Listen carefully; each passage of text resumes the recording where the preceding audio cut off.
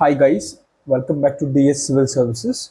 My name is Devesh Singh and from today onwards हम लोग 25 questions per day start करने वाले हैं out of 700 questions of geography NCERT.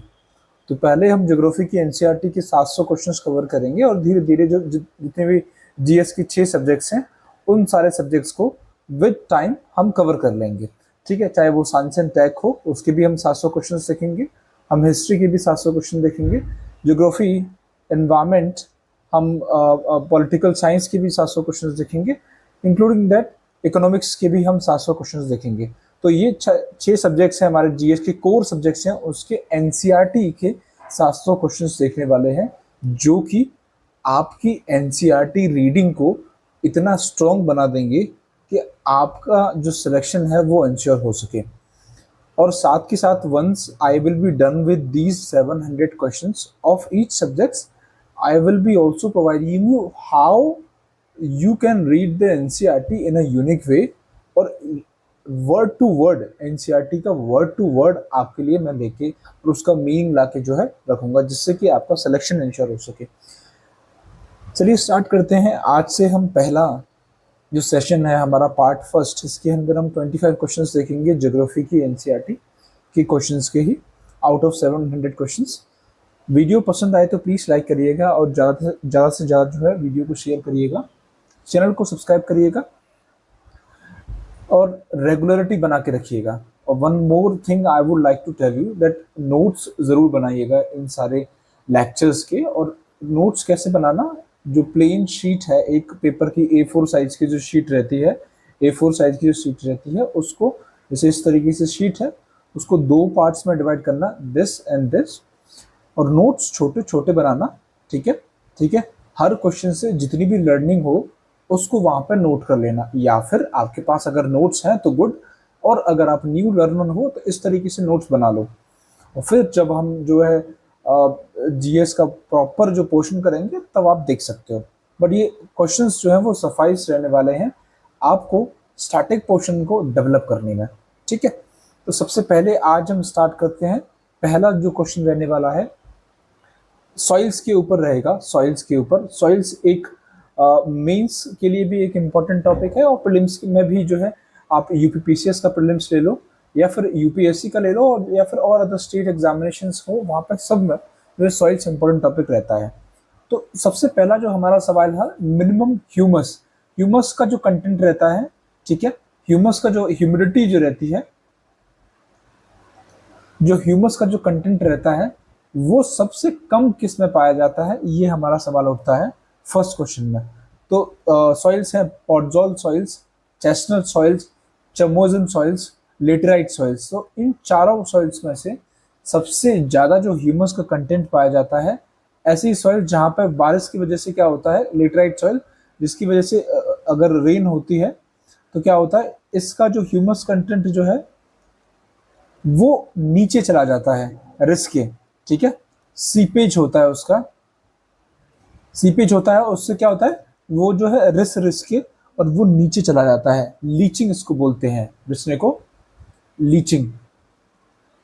ठीक है, लीचिंग बोलते हैं। उसकी वजह से क्या होता है, जो जितना भी ह्यूमस कंटेंट जो सरफेस पे अवेलेबल रहता है, सरफेस पे अवेलेबल रहता है वो नीचे सॉइल के अंदर चला जाता है। और ये सब होता है हाई रेनफॉल की वजह से, ये सब होता है हाई रेनफॉल की वजह से पूरा जो है शॉर्टेज हो जाती है ह्यूमस कंटेंट की लेटेराइट सॉइल में। आई होप ये जो है लेटेराइट सॉइल का कंटेंट आपको समझ में आया हो। और ये जो लेटेराइट सॉइल है आयरन में ज़्यादा रिच रहती है, क्योंकि क्या होता है पूरी सॉइल में अंदर जब आयरन ये सब रहते हैं, जब लीचिंग हो जाती है तो सिर्फ जो है वो ऊपर आयरन ही जो है बचता है। ठीक है, इंडिया के अंदर देखें तो हमें जो है इंडिया के अंदर ये हमें वेस्टर्न घाट्स के कुछ पार्ट्स में देखने को मिलती है, जैसे कि सदर्न पार्ट में केरला हुआ, कर्नाटका हुआ, केरला हुआ, कर्नाटका हुआ, कुछ पार्ट्स के महाराष्ट्र में भी है। ठीक है, जहाँ रेनफॉल ज़्यादा होती है। हम ईस्टर्न घाट्स में देखें तो उड़ीसा और आंध्र प्रदेश में भी कुछ पार्ट्स में हमें ये जो है देखने को मिलती है जहाँ रेनफॉल ज़्यादा होती है। सेंट्रल इंडिया के कुछ पार्ट देखें जैसे कि विंध्यन रेंजेस है, माउंटेन रेंज है विंध्यास। ठीक है, मालवा प्लेट्यू, अमरकंटक प्लेट्यू, ये वाला जो रीजन है सतपुड़ा का, ठीक है, सतपुड़ा रेंज जो है ये सारे जो है हम कवर करेंगे धीरे धीरे अपने वीडियोस के जरिए। तो इन इंडियाज के ये सारे रीजन्स जहाँ पे जो है हाई रेनफॉल होता है, उन सभी रीजन्स में आपको लेटेराइट सॉइल के जो है एरियाज देखने को मिल जाएंगे। ठीक है, ज़्यादा क्वांटिटी में नहीं मिलती इंडिया के अंदर, बट आपको देखने को ये मिल जाएंगे। तो इसका आंसर हो जाएगा सी। नेक्स्ट क्वेश्चन देखते हैं, ये एनसीईआरटी से उठाया गया है, आपको एनसीईआरटी से एज इट इज ये सारी चीज़ें आपको देखने को मिल जाएंगी। ठीक है, which one among the following statements about the international date line is not correct. तो कह रहा है कि पहली बात, ये जो चीज़ है नॉट करेक्ट, हमें हमेशा जो है ये चीज़ें याद रखनी है कि जब भी क्वेश्चंस पढ़ो तो जो है कुछ हाईलाइटेड पोर्शन रहते हैं, हाईलाइट्स रहते हैं। ठीक है, वो हमें जो है वो हमें याद रखना है कि किस एरिया को हमें गौर से पढ़ना है, बिकॉज वो सब कुछ चेंज कर देता है आंसर का, क्या सही रहने वाला है क्या गलत होने वाला है। ठीक है, तो अब हमें इसमें बताना है इंटरनेशनल डेट लाइन के रिगार्ड्स में क्या चीज़ जो है नीचे 4 स्टेटमेंट्स में से गलत है, सही नहीं है। तो 3 चीज़ें जो है, तो अब हमें 3 पॉइंट्स जो है इंटरनेशनल डेट लाइन्स पे जानने को मिलेंगे, और चौथा ऐसा होगा जो हमें पता होना चाहिए और जो कि गलत भी है। चलो पढ़ते हैं, स्टार्ट करते हैं। International date line is largely based on 180 degree meridian. ये बात ठीक है। तो डेट लाइन क्या है, एक्चुअली में क्या है, जब ग्लोब की स्टडी की गई, अर्थ की स्टडी की गई, तो उसको एज अ ग्लोब कंसिडर किया गया और उस पर कुछ खड़ी हुई लाइन जिनको बोलते हैं हम लॉन्गिट्यूड्स, और कुछ लेटी हुई लाइन जिनको हम बोलते हैं लैटिट्यूड्स। लेटी यानी कि लैटिट्यूड्स और खड़ी यानी कि लॉन्गिट्यूड्स। ठीक है, तो ऐसी लाइन से जो है पूरा जो ग्लोब था उसको डिवाइड कर दिया गया, ताकि जो है ग्लोब की स्टडी जो है वो इजी की जा सके। ठीक है, international date line 180 degree choose करी गई थी। ठीक है, और 0 डिग्री जो मेरिडियन रखा गया, 0 डिग्री लॉन्गिट्यूड को बोला जाता है, ये जो लॉन्गिट्यूड होता है खड़ा हुआ। ठीक है, तो ये वाला जो है बीच का, ये मान लो, उसको बोला गया प्राइम मेरिडियन, जो कि लंदन से पास होता है। ठीक, उसके जस्ट अपोजिट जो आती है, जो ये 0 है, ऐसे घूम के जाएंगे अर्थ के। ठीक है, इस तरीके से अर्थ है। अब अगर ये बीच यहाँ पर अगर 0 है तो घूम के जाएंगे तो 180 आ जाएगा, और फिर 180 चल के आएंगे तो क्या आ जाएगा 360, यानी कि टोटल 0 हो गया। ठीक है, तो उसके जस्ट अपोजिट जो लिया गया कि वहां पर जो है इंटरनेशनल डेट लाइन उसको बना दिया गया। ये सब हाइपोथेटिकल है, इमेजिनरी लाइंस है। ठीक है, ये भगवान ने नहीं दिए हमको, ये हमने अपनी स्टडीज को आसान करने के लिए इनको बनाया है। ठीक है, ताकि हम जो स्टडीज जो है हम टाइम अपना डिसाइड कर सकें। ठीक है, हमारी जो रोजमर्रा की जिंदगी है वो इजी हो सके। ये ज्योग्राफर्स ने उस टाइम पे किया था। तो इंटरनेशनल डेट लाइन जहाँ से पास होती है वहाँ पर लैंड मासेस भी बहुत कम मिलता है, और जो है थोड़े बहुत जो एरियाज हैं जहाँ पे आइलैंड्स वगैरह हैं, वो उनके कुछ ऐसे एरियाज जहाँ उनके बीच में से जाते हैं, जहाँ पे लेफ्ट में कुछ और दिन है और राइट में कुछ और दिन है और टाइम है। तो ऐसी भी चीजें हम देखेंगे जब इंटरनेशनल डेट का लाइन को हम डिटेल्स में देखेंगे। तो ये पॉइंट ठीक है कि जो आइडियल है इंटरनेशनल डेट लाइन है वो लार्जली बेस्ड है 180 डिग्री मेरिडियन में। ठीक है, और इसको आप 180 डिग्री लॉन्गिट्यूड भी बोल सकते हो। ठीक, ऐसे ही जैसे आइडियल है इंटरनेशनल इंडिया की भी है, इंडियन डेट लाइन है, वो जो है 82.5 डिग्री लॉन्गिट्यूड, और ये इसको बोलते हैं ईस्टर्न लॉन्गिट्यूड। ईस्टर्न लॉन्गिट्यूड क्यों बोलते हैं मैं बाद में समझाऊंगा जब इंडिया के बारे में डिस्कस करेंगे, बट याद रखिएगा 82.5 डिग्री ईस्टर्न लॉन्गिट्यूड जो है वो इंडिया का टाइम डिसाइड करता है। ठीक है, तो यहाँ पे अभी आ जाइए इंटरनेशनल डेट लाइन का पहला पॉइंट ठीक है। सेकंड देखो, the difference in the time between the places just either side of international date line is almost 1 day. ये बात सही है, जैसे हम यहाँ पे देख रहे थे, जिन भी आइलैंड्स पे, जहाँ से भी जो छोटे मोटे आइलैंड्स है जहाँ से जो इंटरनेशनल डेट लाइन मिल रही है, वहाँ पर जो है जो इंटरनेशनल डेट लाइन का जो डिफरेंसेस है एक साइड से दूसरी साइड में, वो पूरा 1 दिन का डिफरेंस आ जाता है, क्योंकि पूरा दिन खत्म होता है और शुरू होता है वहाँ से। ठीक है, तो जैसे फॉर एग्जांपल समझ लो ये हमारा जो है अर्थ है, और ये जो है सामने का ये 0 डिग्री है और यहाँ पे 180 डिग्री है उसके अपोजिट में, ठीक है। तो यहाँ पे कोई ये कंट्री आ रहा है या फिर कोई भी आइलैंड आ रहा है, इस प्लेस पे और इस प्लेस का जो डिफरेंस होगा दिन का, वो करीबन करीबन एक दिन का जो है प्रॉपर आ जाएगा, ये आपको देखने को मिलेगी, ठीक है। नेक्स्ट, तो ये पॉइंट जो है ठीक है। थर्ड पॉइंट देखते हैं, the difference in the time to the extent of one day on either side of international date line is caused by inclined axis of earth. तो ये क्या कह रहा है कि ये जो टाइम डिफरेंसेस आया है, वो जो अर्थ की international date line cause by inclined axis of the earth, earth की जो एक्सिस है, ये जो हमारा अर्थ है और उसकी जो एक्सिस है ये है, ठीक है, जिसपे अर्थ रिवॉल्व करता है। दो चीजें करता है, एक revolution, earth revolve around the sun और रोटेट अराउंड इट्स एक्सिस, अपनी एक्सिस पर रोटेट करता है, ठीक है, रोटेट करता है अपनी एक्सिस पे। तो ये यहाँ पे जो है रोटेट कर रहा है, रिवॉल्यूशन करता है सन के अराउंड। दो चीजें हैं, थोड़ी सी कंफ्यूजिंग है, याद रखिएगा। तो ये जो रोटेट कर रहा है अपनी एक्सिस पर, तो ये कह रहा है कि ये जो वन डे का जो डिफरेंस आ रहा है, वो ये इंक्लेशन की वजह से आ रहा है, जो इंक्लाइंड हो रखा है। ऐसा नहीं है, ये जो वन डे का डिफरेंस आता है वो आता है किस वजह से, क्योंकि हमने वो डे को कंसिडर किया था। पहली बात तो जैसे ये अर्थ जो है वो वेस्ट से ईस्ट की ओर रिवॉल्व करता है, वेस्ट से ईस्ट की ओर, तो ये इस तरीके से रिवॉल्व हो रहा है, ठीक है, ये अर्थ जो है इस तरीके से रिवॉल्व हो रहा है। जब ये इस तरीके से घूमता है तो ये मान लो सामने वाली जो है, ये यहाँ पे हमारे जो है ये 0 डिग्री लॉन्गिट्यूड है, और जब यहाँ से पेन चेंज करते हैं, गिव मी सेकंड, जब यहाँ से जो ऐसे घूम रहा है तो क्या करेगा, इससे आगे जाएगा, वहाँ पे एडिशन ऑफ टाइम होगा, और पीछे जो है अगर अपोजिट में जाएंगे हम तो वहाँ पे सबसेक्शन होगा। तो ये अगर लाइन है 0 डिग्री लॉन्गिट्यूड, तो इधर प्लस होगा और इधर माइनस होगा। इसके अपोजिट जाएंगे तो क्या आएगा, इसके अपोजिट जाएंगे तो ये आएगा 180 डिग्री।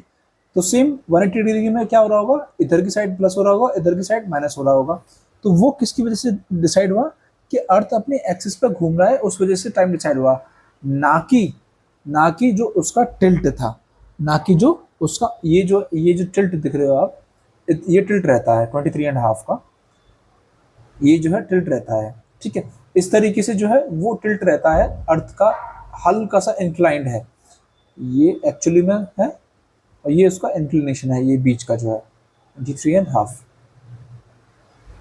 डिग्री, ये उसका इंक्लिनेशन है। तो वो कह रहा है कि ये 23.5 डिग्री की जो है इंक्लिनेशन की वजह से जो है इंटरनेशनल डेट लाइन के एक साइड से दूसरी में डिफरेंस जो आता है एक दिन का, वो उसकी वजह से आता है। बट नहीं, ऐसा नहीं है, वो सिर्फ उसके घूमने की वजह से आता है, और उसको 180 डिग्री लॉन्गिट्यूड चूज किया था, ठीक है, इसकी वजह से जो है वो आता है नॉर्मली। नेक्स्ट देखते हैं, तो ये हमारा जो पॉइंट है वो गलत हो जाएगा, हमारा आंसर जो है यही रहेगा, क्योंकि हमसे क्या पूछा था, नॉट करेक्ट। दूसरा जो है देख लेते हैं, लास्ट जो है, the international date line mostly passes through the Pacific Ocean. ये बात भी ठीक है, जो इंटरनेशनल डेट लाइन जब आप देखोगे मैप के ऊपर जाके, आई इंसिस्ट कि आप अपने सामने मैप रखो, और आप जब ग्लोब को देखोगे तो जो इंटरनेशनल डेट लाइन है वो पूरी की पूरी जो है ऑलमोस्ट सारे की सारे जो है वो पैसिफिक ओशन से ही जो है निकलती है, पैसिफिक ओशन पर मोस्टली, ठीक है। और उसको ओशंस के ऊपर से इस वजह से इमेजिनरी चूज किया गया, ताकि जो है कम से कम लैंड मासेस हों जिनको ये सफ़र करना पड़े कि एक ही जगह पर, एक ही छोटे से जगह पर, प्लेस पर दूसरा दिन हो और दूसरे जगह पर दूसरा दिन हो, ठीक है। इस चीज़ को कम करने के लिए ये चूज किया गया था। तो इसका आंसर जो है सी रहेगा। नेक्स्ट देखते हैं इसके बाद, Which of the following is not the feature of orographic rainfall?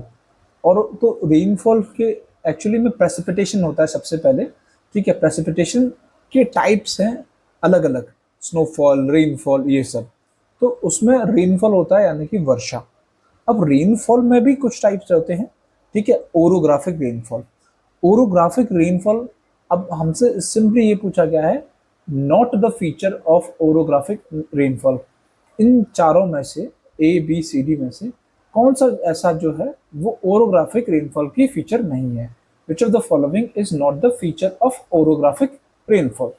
चलो देखते हैं। पहला, सबसे पहले जो ओरोग्राफिक रेनफॉल जो है वो क्या होता है, वो माउंटेन्स की वजह से होता है, हाइट्स की वजह से कॉज होता है, हाइट्स की वजह से बनता है।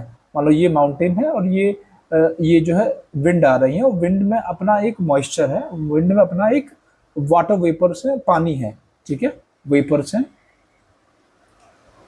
अब जैसे ही ये ऊपर जाएंगी, हाइट पर माउंटेन्स में ऊपर जाएंगी, क्या होगा, अगर यहाँ पे मान लो टेम्परेचर जो है 10 डिग्री टेम्परेचर पर, वो एक एक एक बादल में, एक क्लाउड में, एक क्लाउड में मान लो उसका वॉल्यूम है 10 बूंदों का, ठीक है, और उसके अंदर जो है करीबन 8 बूंद पानी है, ठीक है, एक टेम्परेचर पर।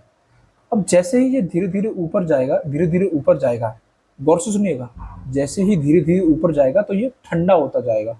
जब हाइट पे जब जाते हो आप, जब अर्थ सरफेस से ऊपर जाओगे तो टेम्परेचर जो है वो डिक्रीज होगा।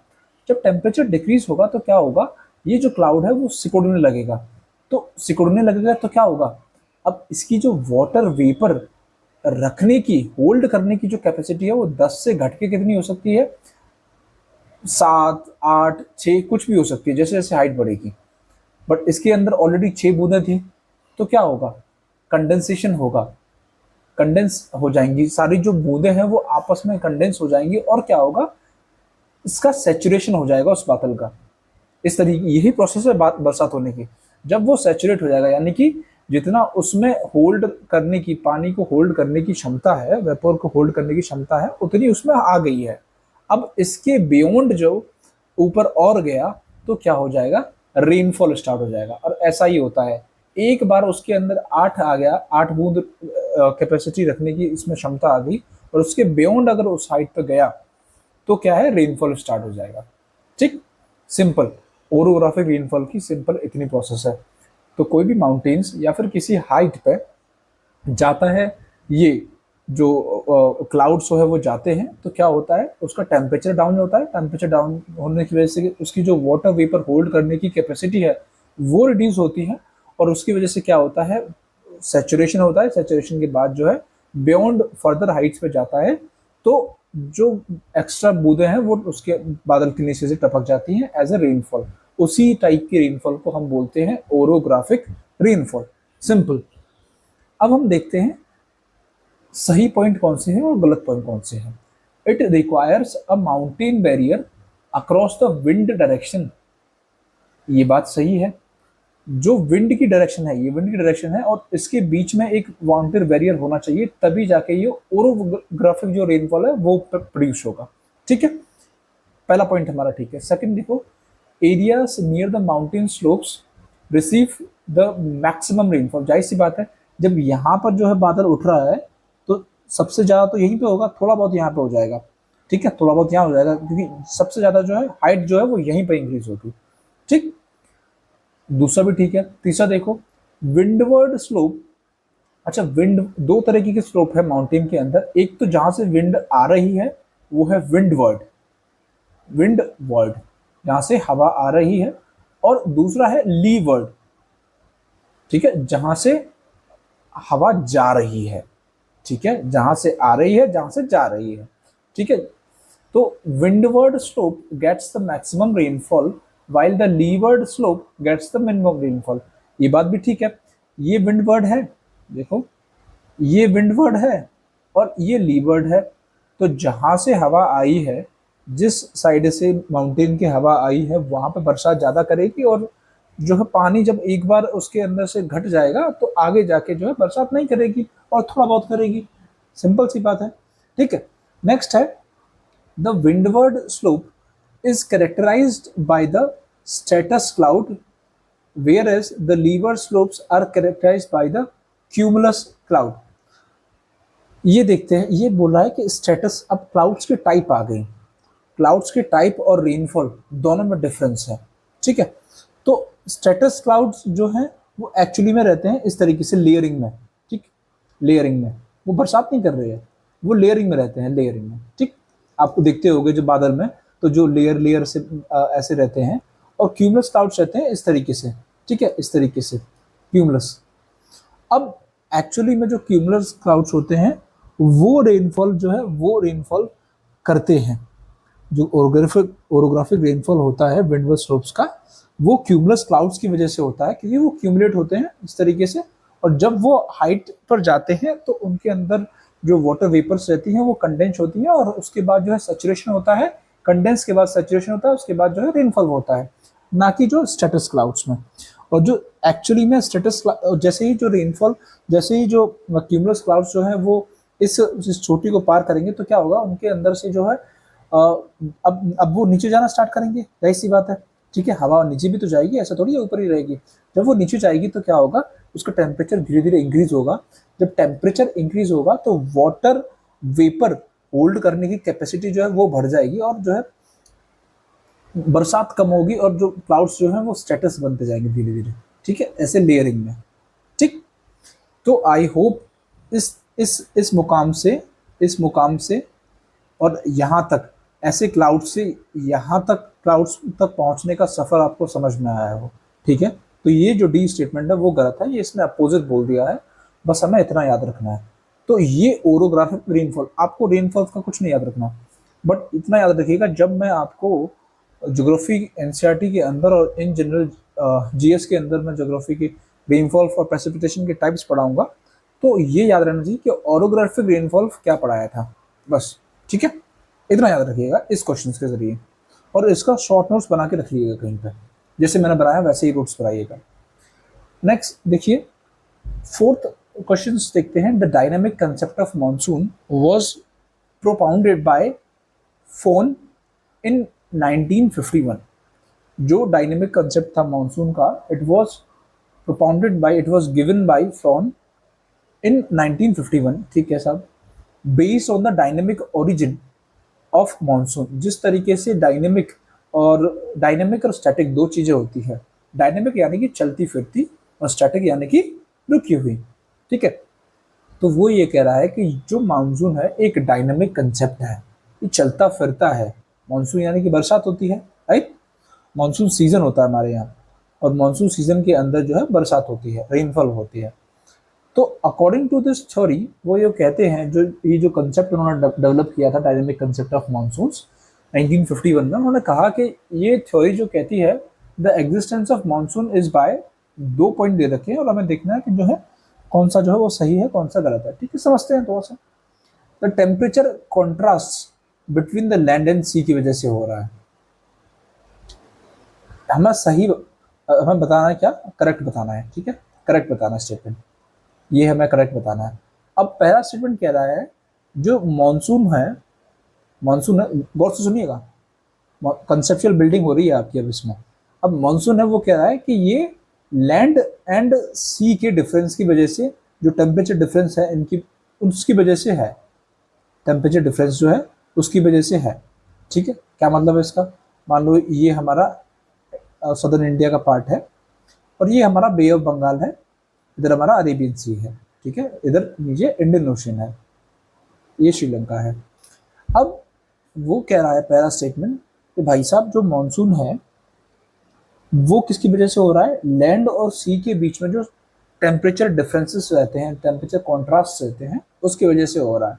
यानी कि ये लैंड है और ये वाटर है और सी है। अब इन दोनों के बीच में टेम्परेचर डिफरेंसेस आए, इसकी वजह से ये जो मानसून हुआ नहीं।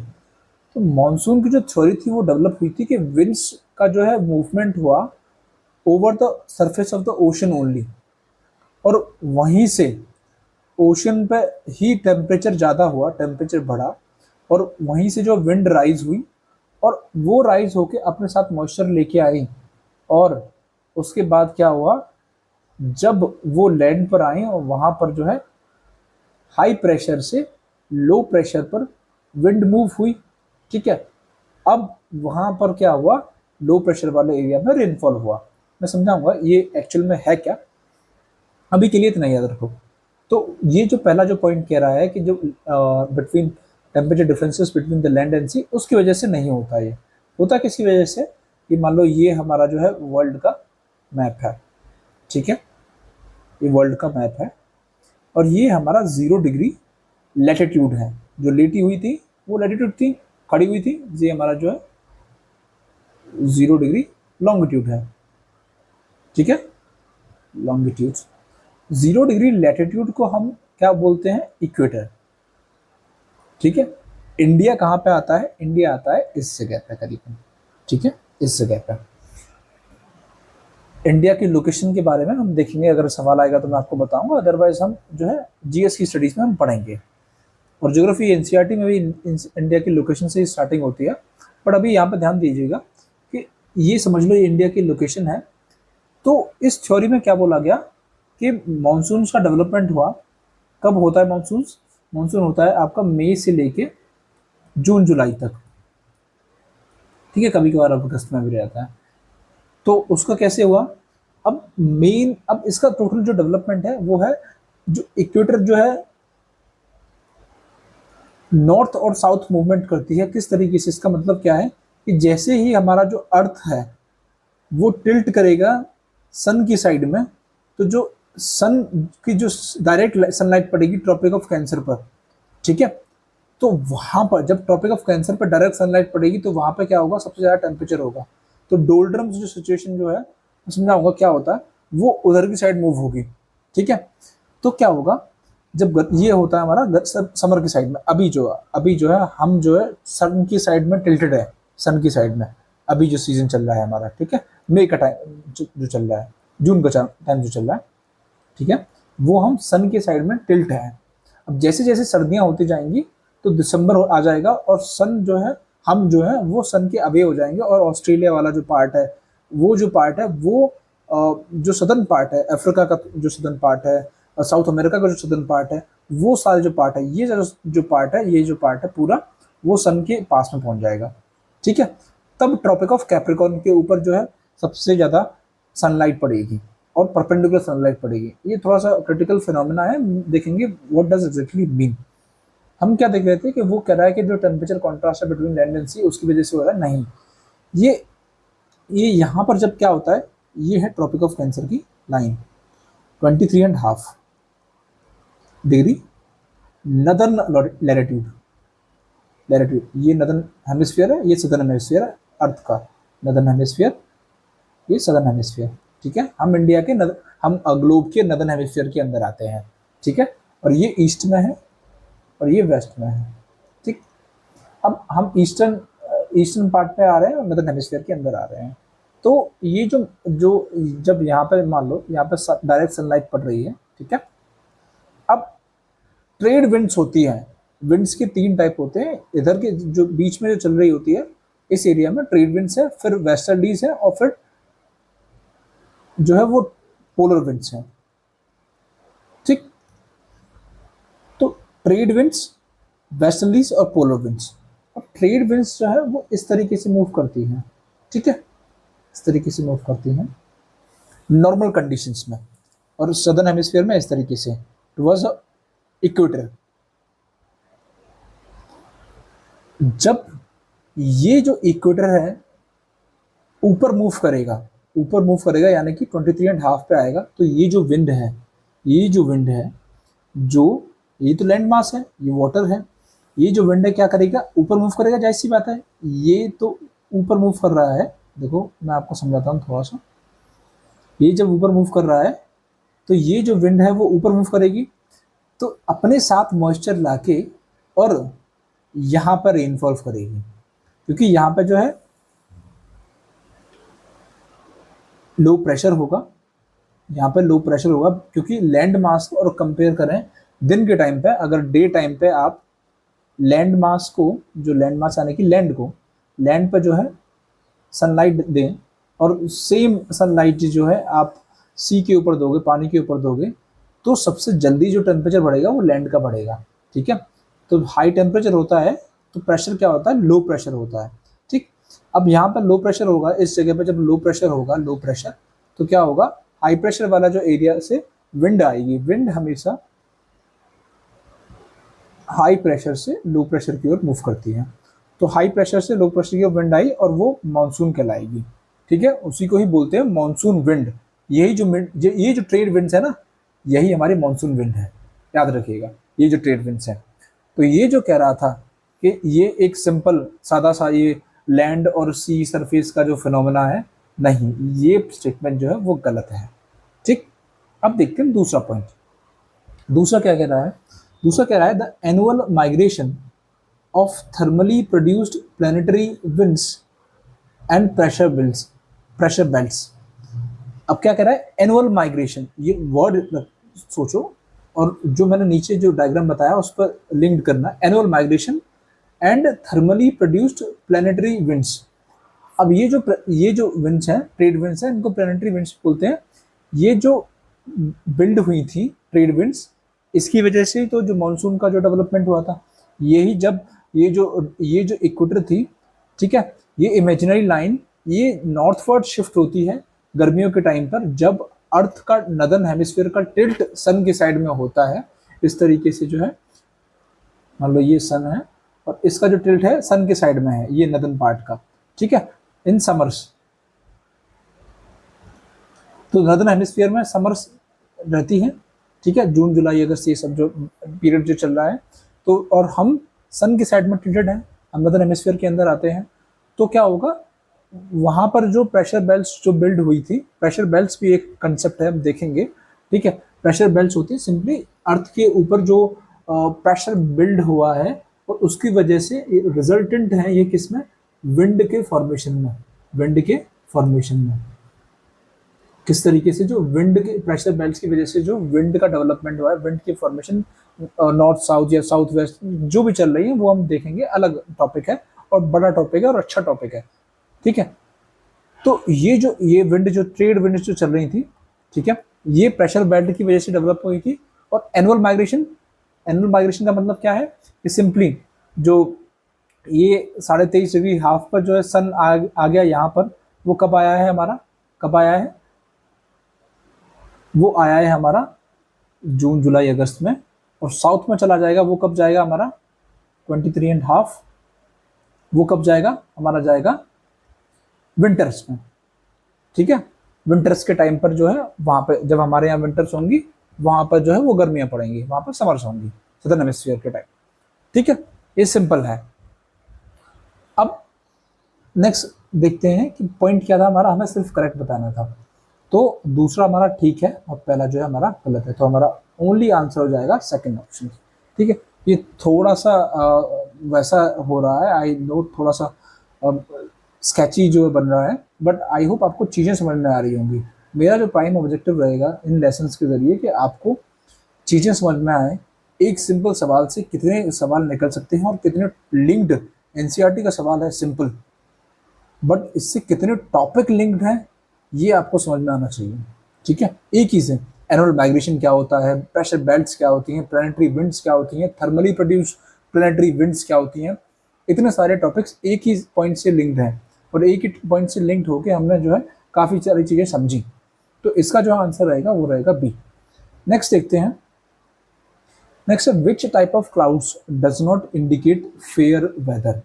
तो वो कह रहा है कि कुछ क्लाउड्स ऐसे रहते हैं जो कि बहुत ही खतरनाक टाइप में लुक देते हैं और जिनकी वजह से थंडरस्टॉर्म जो बरसात होती है, तेजी से बरसात होती है, थंडरस्टॉर्म, ठीक है, वो सब होते हैं। कुछ क्लाउड्स रहते हैं शांत वाले, ठीक है, फिर जिनको हम जैसे हम बचपन में हम देखते थे ना, खटिया पर बैठ के अपना अपना गाँव में देखते थे, जो छोटे छोटे स्टेटस क्लाउड्स जिनको बोलते हैं, लेयरिंग वाले जो रहते हैं, ठीक है, वो ऐसे बड़े प्यारे प्यारे से सुंदर सुंदर से लेयर में चलते रहते थे, जाते रहते थे, हवा के साथ मूव करते थे, ठीक है। वो जो क्लाउड्स रहते हैं उनसे बारिश का खतरा नहीं लगता था।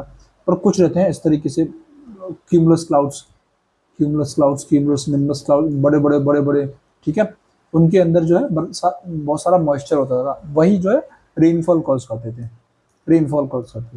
ठीक है। वो कह रहा है कौन सी क्लाउड्स हैं जो कि ये इंडिकेट नहीं करते हैं, clouds does not indicate fair weather, clouds which does not indicate fair weather.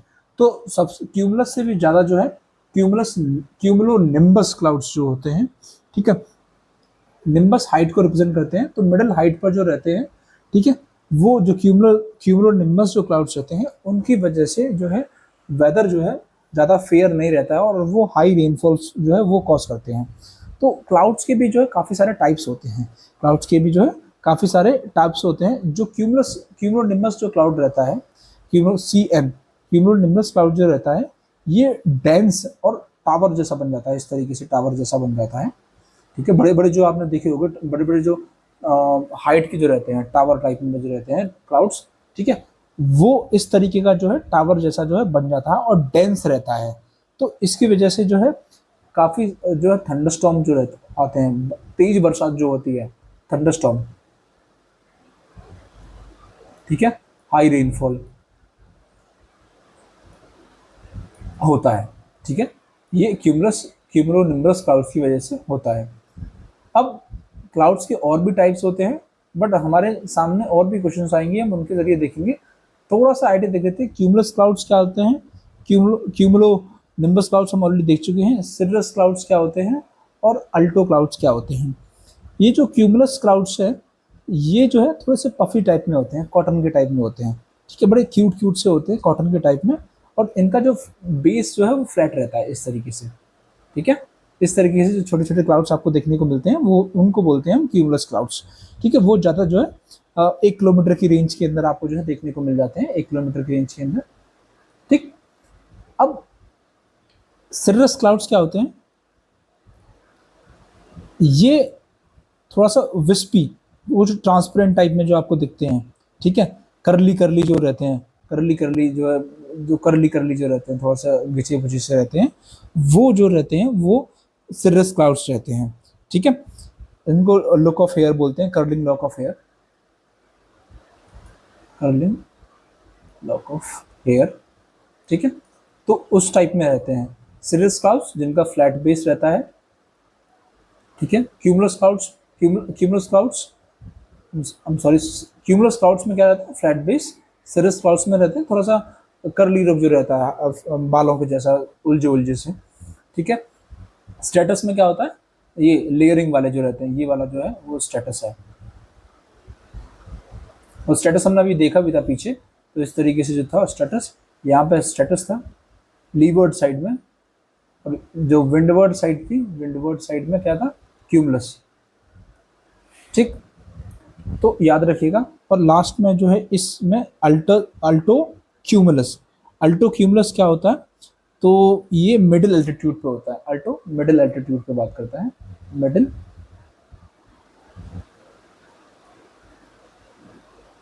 Middle altitude की बात करता है, कि मिडिल हाइट्स पे जो रहते हैं अल्टो क्यूमुलस उनको बोल देते हैं। क्यूमुलस जो इस तरीके का जो है, बस वो मिडिल हाइट पे आ जाए बस।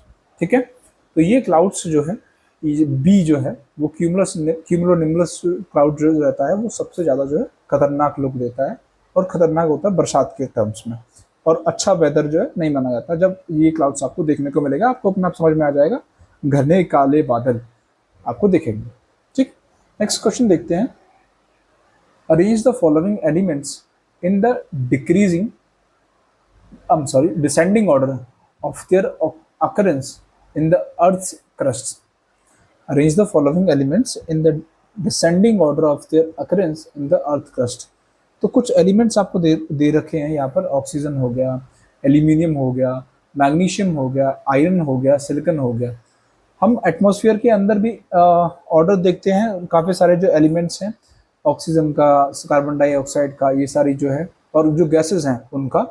और हम अर्थ की क्रस्ट के अंदर भी देखते हैं, तो ये अर्थ है, तो उसके अंदर जो है, जो एलिमेंट्स का अकरेंसेस है, ठीक है, उनका ऑर्डर क्या है।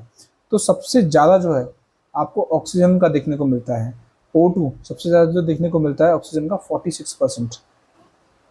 ठीक है, एक बड़े लेवल पे आपको देखने को मिलती है 46% जो है अर्थ क्रस्ट के अंदर।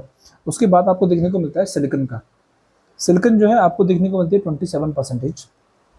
ठीक है, उसके बाद एल्यूमिनियम, एल्यूमिनियम अप्रॉक्सीमेटली 8% आपको देखने को मिलेगी।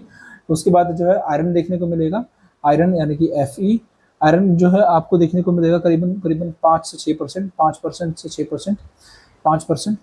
ठीक है, तो सबसे ज़्यादा क्या देखने को मिल रहा है आपको, ऑक्सीजन 46%, दूसरा सिलिकॉन 27%, फिर एल्यूमिनियम 8%, आयरन 5%, और मैग्नीशियम रह गया, जो कि मैग्नीशियम काफ़ी कम देखने को मिलता है, मैग्नीशियम 2%। ठीक है। मैग्नीशियम से भी ज़्यादा हमें पोटेशियम, सोडियम, कैल्शियम, ये 3 चीज़ें आपको देखने को मिलती हैं अर्थ क्रस्ट के अंदर। ठीक, एलिमेंट्स, हम कुल मिला के एलिमेंट्स देख रहे हैं अर्थ क्रस्ट के अंदर। ये एक टेबल दे रखी है और ये टॉपिक जो है एनसीईआरटी के अंदर क्लियरली मेंशन्ड है। अब जब एनसीईआरटी को जब देखोगे, उसके पन्ने पलटोगे, आपको आसानी से जो है ये चीज़ें वहीं पर आपको देखने को मिलेंगी।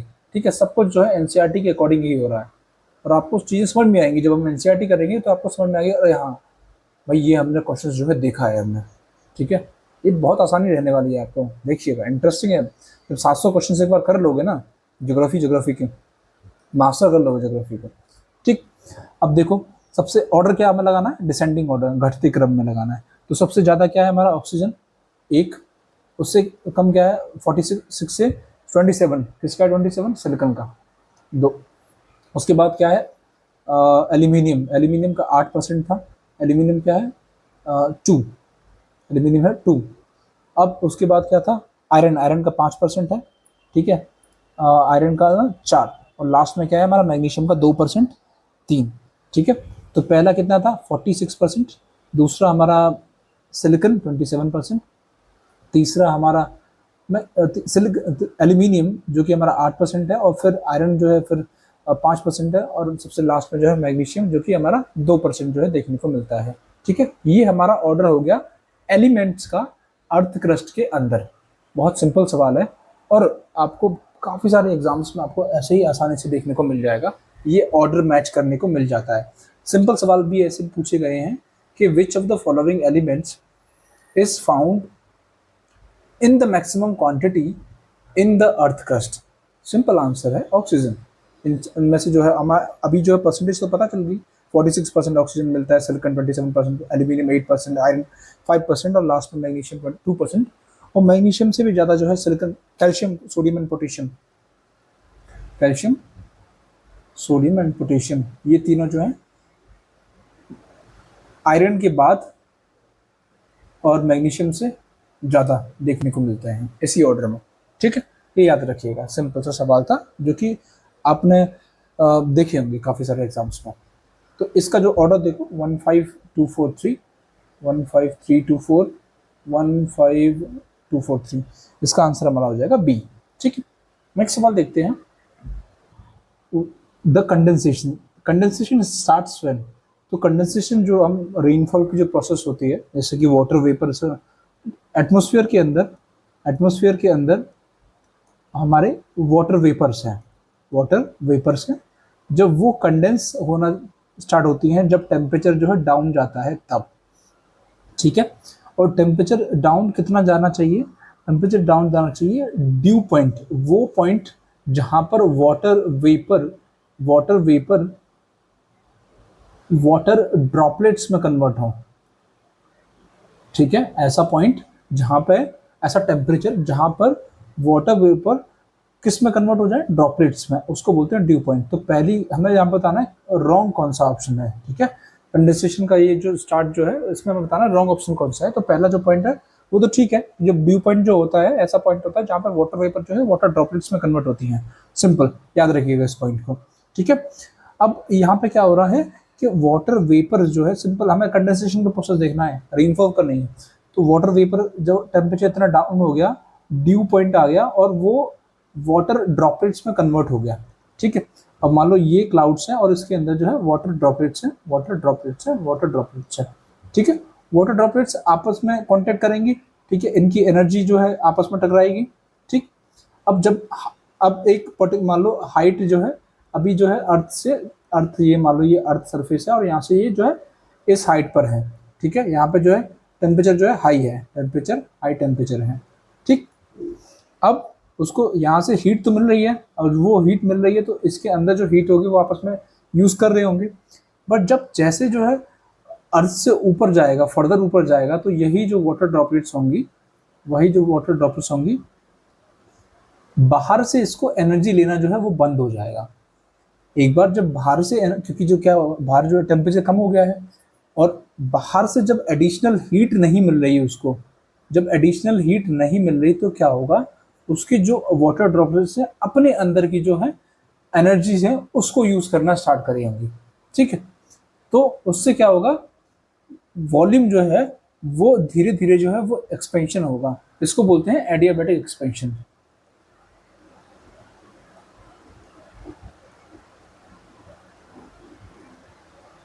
और इसकी वजह से क्या होगा, एयर जो है वो कूल डाउन हो जाएगी। ठीक है, और उसकी वजह से क्या होगा, जो वाटर ड्रॉपलेट्स हैं वो पास में आ जाएंगे और पास में आते चले जाएंगे, और एक बार जब जो है वो कंडेंस्ड हो जाएंगे। ठीक, इसी प्रोसेस को ये कंडेंसेशन का, और ये कंडेंसेशन के बाद जो है एक बार जब उसकी जो वाटर होल्डिंग किसी भी क्लाउड को देखते हैं हम, क्लाउड की वाटर होल्डिंग कैपेसिटी एक बार अचीव हो जाएगी तो क्या हो जाएगा, सैचुरेशन हो जाएगा, और वहीं से क्या हो जाएगा, रेनफॉल हो जाएगा। ठीक है, रेनफॉल हो जाएगा। तो सिंपल, वाटर वेपर टेम्परेचर डालना है, और ड्यू पॉइंट से वाटर ड्रॉपलेट्स में कन्वर्ट हुआ, वाटर ड्रॉपलेट से क्लाउड्स के अंदर एक हाइट पे जो है उसको एक्सटर्नल हीट मिल रही है। और जब एक्सटर्नल एडियाबैटिक होता है, एक तरीके का सा गैसेस जो होती हैं हमारी एक्सपेंड करती हैं बिना किसी हीट के। ठीक है, बिना किसी हीट के, यहाँ पर जो है बिना किसी हीट के एक्सपेंड कर रही हैं, क्योंकि उनकी खुद की एनर्जी है वो यूज़ करना स्टार्ट कर दिया। बट वो धीरे धीरे वो भी जो है वो कूल डाउन हो जाएगा, क्योंकि जो है एनर्जी लॉसेस स्टार्ट हो जाएंगी। ठीक है, एनर्जी लॉस स्टार्ट हो जाएगा, वो कूल डाउन हो जाएगा, वो कंडेंस्ड हो जाएंगी। जब वो कंडेंस्ड हो जाएंगी, एक टाइम के बाद जो है सैचुरेशन पीरियड आएगा, और एक बार जब उसकी जो है जो क्षमता है क्लाउड की जो है वो एक्सीड होगी धीरे धीरे, उससे क्या होगा, फिर रेनफॉल होने लगेगा। ठीक है, रेनफॉल। तो जो दूसरा जो बात कर रहा है, air falls below freezing point, ये पॉइंट गलत है। ये फ्रीजिंग पॉइंट, ये रेनफॉल के लिए जो ज़रूरत होती है सैचुरेशन की, एक बार सैचुरेशन हो गया उसके बियॉन्ड हल्का सा भी जो भी जाएगा टेम्परेचर, तो बरसात स्टार्ट हो जाएगी। फ्रीजिंग पॉइंट का कोई रिलेशनशिप नहीं है। ठीक है, बट ड्यू पॉइंट तो ज़रूरी है, क्योंकि भाई वेपर से ड्रॉपलेट कन्वर्ट होना तो ज़रूरी है। तो पहला तो ठीक है, हमें रॉन्ग बताना है, दूसरा जो है गलत हो गया। ये फ्रीजिंग पॉइंट की रिक्वायरमेंट होती है जब हमारा फ्रॉस्ट जो अकर होता है। ठीक है, प्रेसिपिटेशन के भी अलग अलग टाइप होते हैं, रेनफॉल हो गया, फ्रॉस्ट हो गया, ये सारे जो है प्रेसिपिटेशन की टाइप है। पर जब हमारा फ्रॉस्ट जब अकर होता है, वहाँ पर जो है टेम्परेचर फ्रीजिंग पॉइंट के बियॉन्ड जाता है, तब ये सिचुएशन अकर होती है। ठीक है, तो दूसरा गलत हो गया हमारा। तीसरा, additional moisture is added to the air. यहाँ पर जब सैचुरेशन होगा तो मॉइस्चर जो है धीरे धीरे निकलना पड़ेगा। कंडेंसेशन होगा तो क्या होगा, वाटर ड्रॉपलेट लूज होना स्टार्ट हो जाएंगी। ठीक है, क्योंकि जो जो जो क्लाउड्स जो है उसका जो स्पेस है वो कम होता चला जाएगा, क्लाउड का स्पेस। ठीक है, एयर का तो वॉल्यूम बढ़ेगा, बट क्लाउड का जो स्पेस है वो कम होता चला जाएगा। ठीक है, नेक्स्ट देखते हैं, तो इसका आंसर हो गया हमारा बी। नेक्स्ट देखते हैं, नेक्स्ट है consider the following statements. Statement दे रखा है और उसमें हमें करेक्ट ऑप्शन जो है वो चूज करना है। करेक्ट, पहला ऑप्शन दे रखा है, the maximum movement of glacier is in the middle part and at the top of the ice cover. तो जैसे मान लो ये ग्लेशियर है, तो वो ये कह रहा है जब मैक्सिमम मूवमेंट हो जाएगा ग्लेशियर का, तो वो मिडिल पार्ट के अंदर हो रहा है, मिडिल पार्ट के अंदर और टॉप ऑफ द ग्लेशियर के अंदर हो रहा है। ठीक है, देखते हैं क्या मतलब है इसका। Snout of glacier is it's corner and where the amount of ice ebullition is equal to the supply of us। तो इसके अंदर, अब इस सवाल के अंदर हमारे कई सारे जो है सवाल आपको देखने को मिले। तो सबसे पहले जो हम देखते हैं, जो अपर सेक्शन की ये जो बात कर रहा है फर्स्ट पॉइंट में, अपर पॉइंट की, ये मिडिल पार्ट, ये टॉप पॉइंट, जो अपर पॉइंट जो बात कर रहा है उसको बोलते हैं हम फ्रैक्चर जोन। और ये अपने आप में as a single unit move करता है, ये जो है एज ए फ्रैक्चर जोन होता है, फ्रैक्चर जोन उसको बोलते हैं। ठीक है, ये अपने आप में एज ए सिंगल यूनिट वो मूव करता है, ये नीचे वाले सेक्शन के ऊपर, इस वाले सेक्शन और इस वाले सेक्शन के ऊपर। ठीक है, थोड़ा सा डिफिकल्ट है इसको समझना ग्लेशियर की जो मूवमेंट को, बट थोड़ा सा समझिएगा। फिर बाद में जो जो जो ग्लेशियर्स का जो मोशनलेस मूवमेंट जो होता है, जो हमें देखने को मिलता है कि भाई ये मूव होते हुए दिखते नहीं है, बट एक्चुअली में जो है मोशनलेस मूवमेंट का मतलब होता है, मोशनलेस मूवमेंट का मतलब होता है कि मूवमेंट हो रहा है बट दिख नहीं रहा है। तो फ्रैक्चर जोन जो होता है, जो टॉप मोस्ट जो आइस कवर का जो मूवमेंट है वो आपको देखने को मिलता है, और जो मिडिल पार्ट है वो देखने को मिलता है। हालांकि जो जो लोअर पार्ट है उसका जो मूवमेंट है बहुत ही कम देखने को मिलता है। वो सीम्स है कि मतलब आपको दिख नहीं रहा, बट एक्चुअली मूवमेंट जो रियलिटी में जो है, ग्लेशियर्स जो है वो मूवमेंट हो रहा है, और उनका जो एंडलेस मोशन जो होता रहता है, कभी रुकता नहीं है। एंडलेस मोशन है, एंडलेस मोशन है। ठीक है।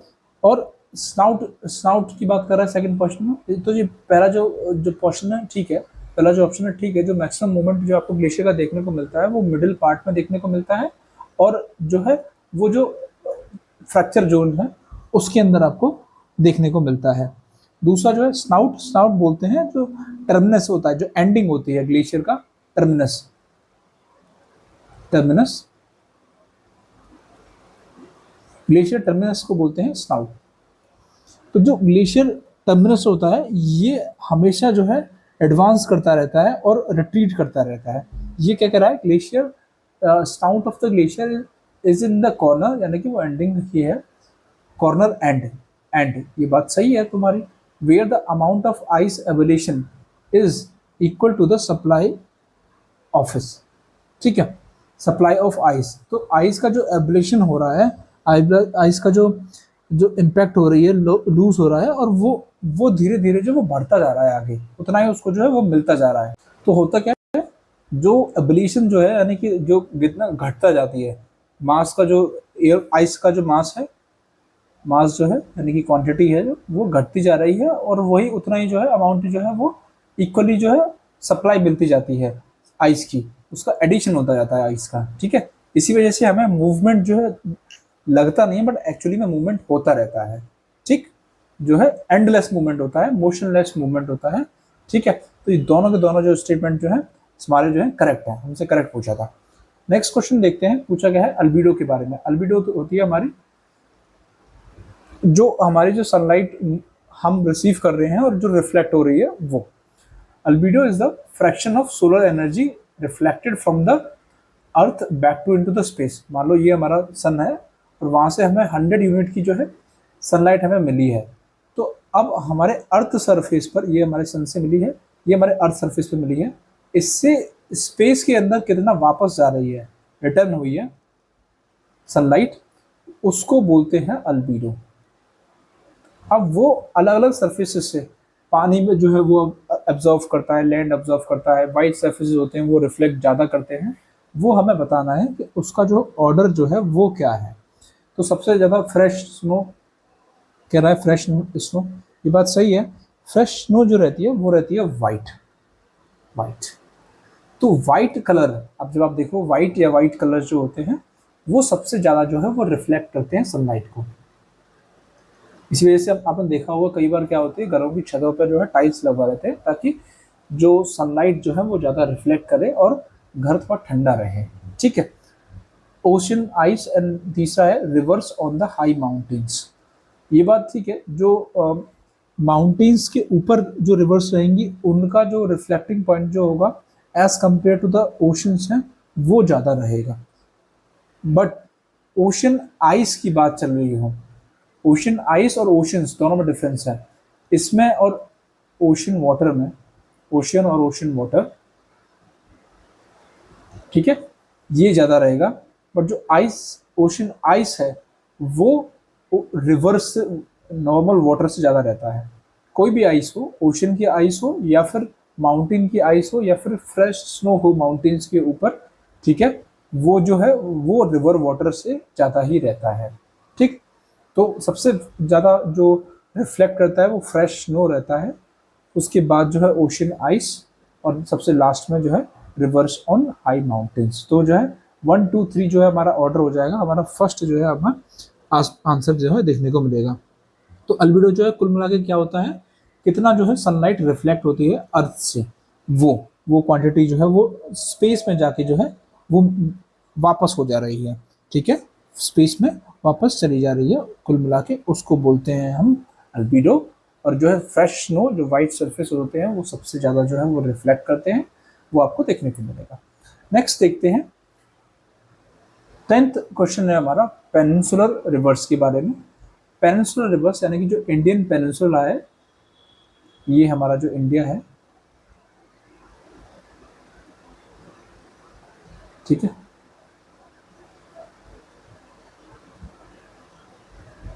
ये हमारा इंडिया है।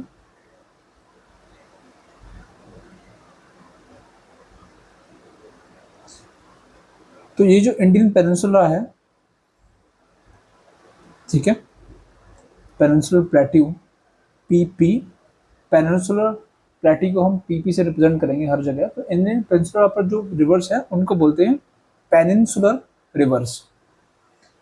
वो ये कह रहा है सवाल कि दे रेयरली फॉर्म्स मेंडर्स। मेंडर्स क्या होते हैं? जैसे ये सांप जैसी जो चाल होती है, जैसे हमारे जो नदर इंडिया की जो रिवर्स है, गंगा यमुना, ये जो है वो सांप जैसी चाल चलती रहती है इस तरीके से, क्योंकि जो सरफेस जो है वो सॉइल है, ठीक है, सॉफ्ट है, रॉक रॉक नहीं है। बट ये पेनिनसुलर प्लेट्यू जो है वो रॉकी सरफेस है, ठीक है। इसकी वजह से क्या होता है, ये जो पेनिनसुलर रिवर्स जो है वो मेंडरिंग फॉर्म नहीं कर पाती हैं। वो कह रहा है रेयरली फॉर्म्स मेंडर्स। बात तो सही है। वो कह रहा है which of the following could be the reason for it. पहली बात तो ये रॉकी सरफेस है, इसकी वजह से भी है। Hard rock surface of the peninsular plateau region, ये बात सही है, क्योंकि ये जो रॉक सरफेस है, ये जो पेनिनसुलर प्लेट्यू है, हार्ड रॉक सरफेस है, ग्रेनाइटिक रॉक्स मिलती हैं यहाँ पे, ग्रेनाइट्स, ठीक है। इग्नेस रॉक्स का फॉर्मेशन, इग्नेस रॉक्स का पार्ट है ये जो पूरा पेनिनसुलर प्लेट्यू है, इसकी वजह से वो फॉर्म हुआ था। तो उसकी वजह से रॉक हार्ड रॉक्स हैं, इसकी वजह से जो मेंडर्स जो है वो फॉर्म नहीं हो पाते हैं। तो पहला पॉइंट ठीक है, मैं करेक्ट बताना है, करेक्ट कोड बताना है मैं, ठीक है।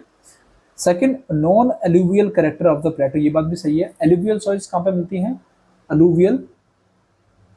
अलुवियल सॉइल्स का फॉर्मेशन होता है नदर इंडिया प्लेन्स के अंदर, ये नदर्न इंडियन प्लेन्स के अंदर। और वो जो है रिवर्स जो है वो माउंटेन से आपका जो है वो सेडिमेंट्स लेके आती हैं और यहाँ पे आके जो है वो जमा कर देती हैं और वो एलुवियल सॉइल्स बन जाती है, ठीक है।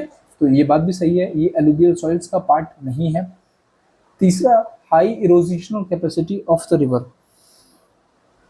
ये बात कर रहा है कि ये जो इरोजिशनल कैपेसिटी जो है, जितना इरोजिशन कर सकती हैं वो नहीं कर पा, वो करती हैं यहाँ पर, ठीक है।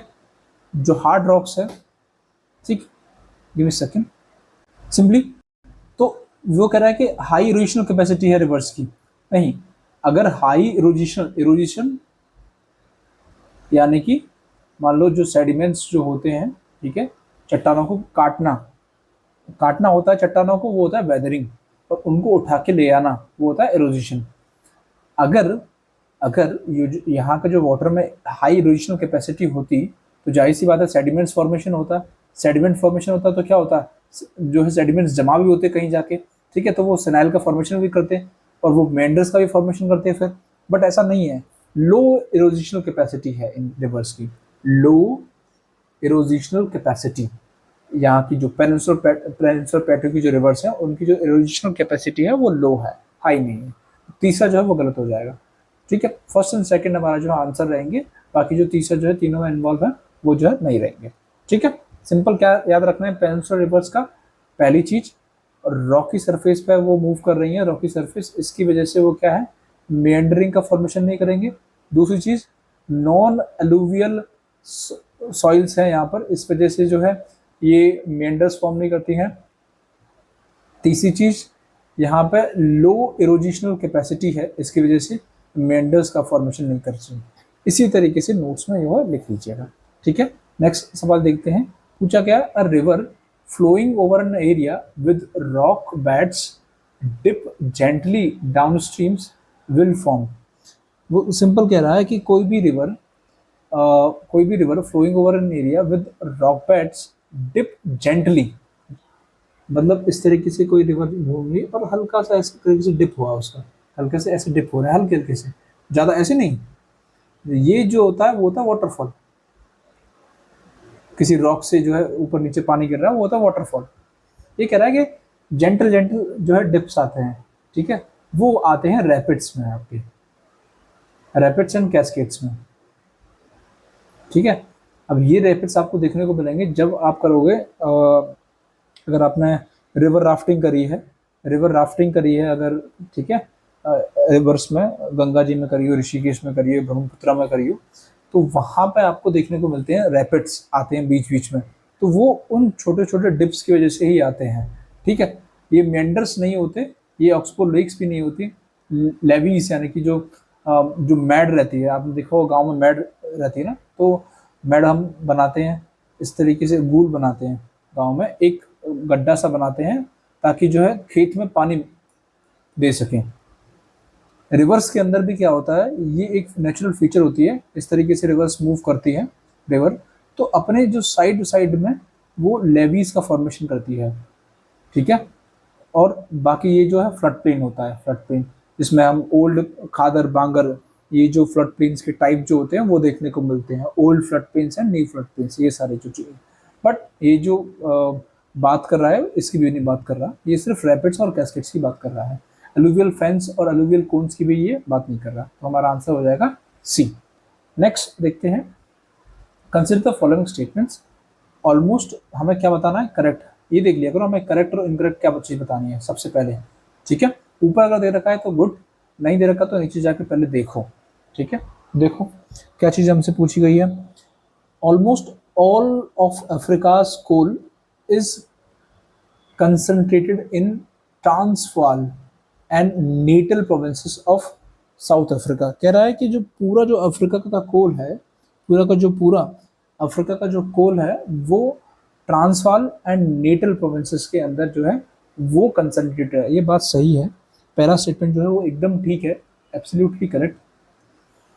जो अफ्रीका का जो कोल है वो ट्रांसवाल और नेटल प्रोविंसेस जो हैं अफ्रीका के, साउथ अफ्रीका के, ठीक है, वहां पर आपको देखने को मिलेगा।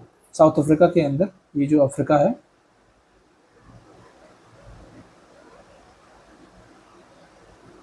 ठीक है, तो यहाँ पे साउथ अफ्रीका देखने को मिलता है और वहां पे नेटल प्लस ट्रांसवाल, यहाँ पे जो है कोल रिजर्व्स आपको देखने को मिलेंगे अफ्रीका के सारे के सारे, almost most of the coal reserves, ठीक है। दूसरा वो बात कर रहा है, the largest producer of coal in Canada is सस्केचुवन।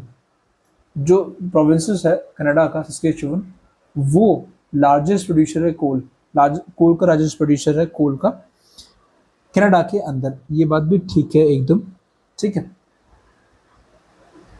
Next हम देखते हैं, हमें ये जो आपको प्रोविंसेस कनाडा का जो है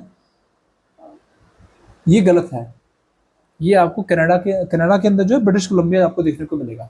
ब्रिटिश कोलंबिया के अंदर जो है सबसे ज़्यादा देखने को मिलते हैं, यहाँ पर जो है कंपेरेटिवली कम देखने को मिलते हैं। ब्रिटिश कोलंबिया जो है, ये जो कनाडा का आपका जो मैप रहता है, ठीक है, ये कनाडा है आपका, ये नॉर्थ अमेरिका है और ये कनाडा देखने को मिलेगा। तो ब्रिटिश कोलंबिया जो है, ब्रिटिश कोलंबिया यहाँ पे जो है, जो पैसिफिक ओशन यहाँ पर है, पैसिफिक ओशन की साइड में ब्रिटिश कोलंबिया आपको देखने को मिलेगा और उसकी साइड में जो है लार्जेस्ट प्रोड्यूसर है कोल का ये प्रोविंस ब्रिटिश कोलंबिया कनाडा का, ठीक है। The largest producer of coal in Canada is British Columbia. तो ये जो पॉइंट है ये गलत है।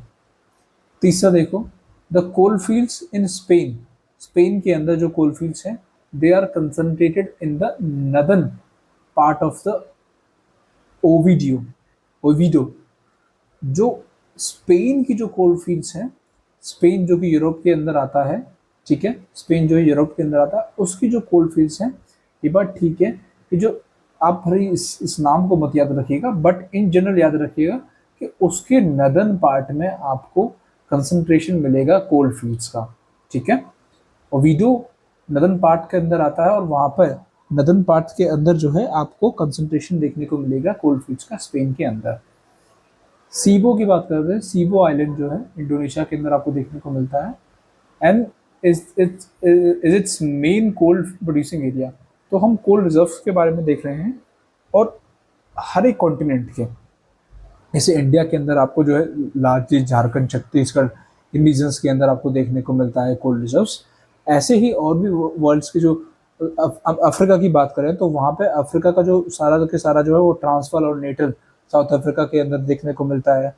कनाडा के अंदर आपको ब्रिटिश कोलंबिया हो गया, सेबू आइलैंड जो है वो इंडोनेशिया का हो गया, स्पेन के अंदर नदन पार्ट जो है वीडो वहाँ आपको देखने को मिलेगा। तो 4 चीज़ें आपने देख ली इसी एक सवाल से, ठीक है। इसका आंसर हो जाएगा 1, 3 एंड 4। सेकंड जो है, जो हमें ये जो पढ़ रहे थे हम सक्स चेवन, वो नहीं है, ये प्रोविंस नहीं है, एक्चुअली में ब्रिटिश कोलंबिया है, ठीक है। नेक्स्ट सवाल देखते हैं, the maximum velocity of westerlies. Westerlies जो है विंड का टाइप है, 3 टाइप से, trade winds, westerlies, polar winds, ठीक है। ये जो है लार्जली ट्रॉपिकल में, फिर ये मिडिल लैटिट्यूड्स में, और ये पोलर लैटिट्यूड्स में, ठीक है। ये मिडिल लैटिट्यूड्स में, ये ट्रॉपिकल लैटिट्यूड्स में, ठीक है। ये वाला जो रीजन हो गया। अब वो ये कह रहा है जो मैक्सिमम वेलोसिटी जो है वो देखने को जो मिलती है वेस्टर्लीज की, वो कहाँ पे देखने को मिलती है, ठीक है। अब ये देखो continents of the northern hemisphere, इस तरीके से मान लो। मैं आपको थोड़ा सा रिप्रेजेंटेशन जल्दी से बना के दिखाता हूँ, ठीक है। इस तरीके से जो है डिवीजन है हमारा,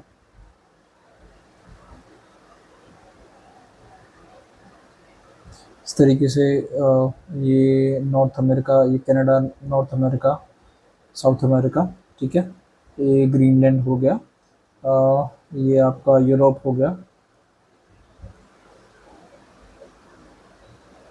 ठीक है। और ये हमारा इंडिया हो गया, ये हो गया आपका एशिया, यूरोप, अफ्रीका, और यहाँ पे आपका आ जाता है ऑस्ट्रेलिया, ठीक है। यहाँ पे जो है कुछ अपने हवाई आइलैंड वगैरह हैं, जो भी आइलैंड्स वगैरह हैं।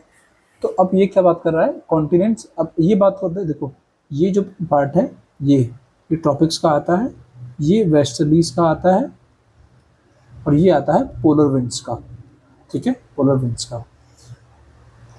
ये जो बीच वाला जो है वो 0 डिग्री लैटिट्यूड है, यानी कि इक्वेटर है, ठीक। अब ये 23.5 है नदर्न लैटिट्यूड्स, 23.5 सदर्न लैटिट्यूड्स, इसको बोलते हैं Capricorn, Cancer, tropic of Cancer, ठीक है, ट्रॉपिक ऑफ कैप्रिकन। तो इस रीजन के बीच में, इस रीजन के बीच में आपको ट्रेड विंड्स देखने को मिलती हैं, ठीक है। इसके उधर 60 डिग्री तक आपको वेस्टर्लीज देखने को मिलेंगी। अब ये देखो यहाँ पर वेस्टर्लीज, जहाँ पर लैंड मास आ जाएगा वहाँ पर डिस्टर्बेंस तो होगा विंड के अंदर, जाहिर सी बात है, टेम्परेचर डिफरेंसेस आ गए। तो पूरा का पूरा जो नदर्न पार्ट है, नदर्न हेमिस्फीयर है, वहाँ पर आपको ज़्यादा लैंड मास देखने को मिलता है as compared to southern. Northern hemisphere के अंदर, नदर्न हेमिस्फीयर के अंदर जो लैंड मास है वो ज़्यादा देखने को मिलेगा as compared to southern hemisphere, ठीक है। तो देखो जहाँ जहाँ नदर्न हेमिस्फीयर आ रहा है उस और सदर्न हेमिस्फीयर आ रहा है, उनके कंपेरिजन में वो दोनों पॉइंट जो है वहाँ हटा दो, सिंपल। वेलोसिटी चेक करनी है तो वहाँ पे मिनिमम हिंड्रेंस हो, टेम्परेचर डिफरेंसेस कम हो, और यूनिफॉर्म टेम्परेचर होगा तब ज़्यादा होगा, जाहिर सी बात है। अगर मान लो विंड किस पे डिपेंड करती है, प्रेशर पर। प्रेशर किससे डिसाइड होता है, टेम्परेचर से। अगर हाई टेम्परेचर आ रहा है फिर से लो टेम्परेचर आ जाए, फिर से हाई टेम्परेचर आ जाए, तो क्या हो जाएगा, विंड की स्पीड कम ज़्यादा होती रहेगी।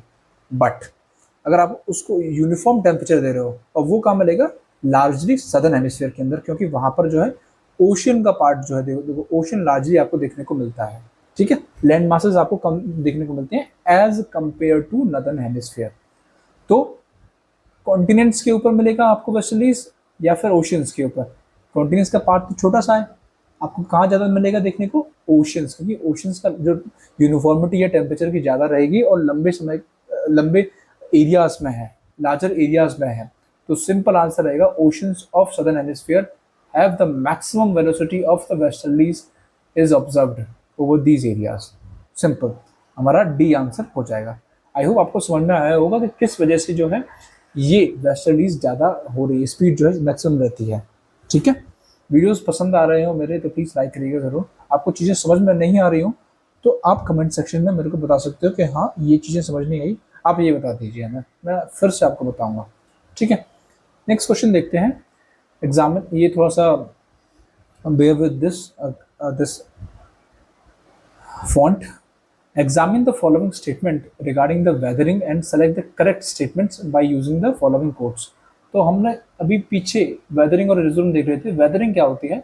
मान लो आपके पास ये रॉक है, ठीक है, ये रॉक है आपके पास, सिंपल सी भाषा में बताऊंगा। अब हमारे जो वेदरिंग के कुछ फैक्टर्स होते हैं, जैसे कि अब हमारा सनलाइट हो गया, प्लस हमारे जो वाटर हो गया, प्लस हमारा जो एयर हो गया, ये हो गया।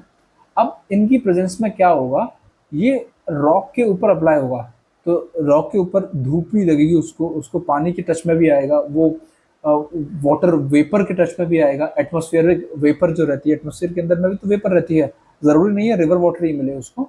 एटमॉस्फेयर के अंदर भी आपको वाटर की प्रेजेंस देखने को मिलती है, वाटर वेपर की फॉर्म में, तो वो भी टच में आएगी इस रॉक के। और एयर के भी टच में आती, तो क्या हो जाएगा, उसका रस्टिंग होगा।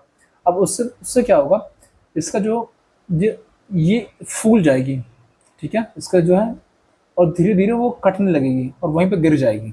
ठीक, हमने देखा होगा एक बड़ी चट्टान के आसपास जो है आपको छोटे मोटे टुकड़े जो है गिरते हुए, या फिर चट्टान में दरार पैदा होती है, वो इसी की वजह से होती है, और वो धीरे धीरे वो गिर जाती है वहीं पर।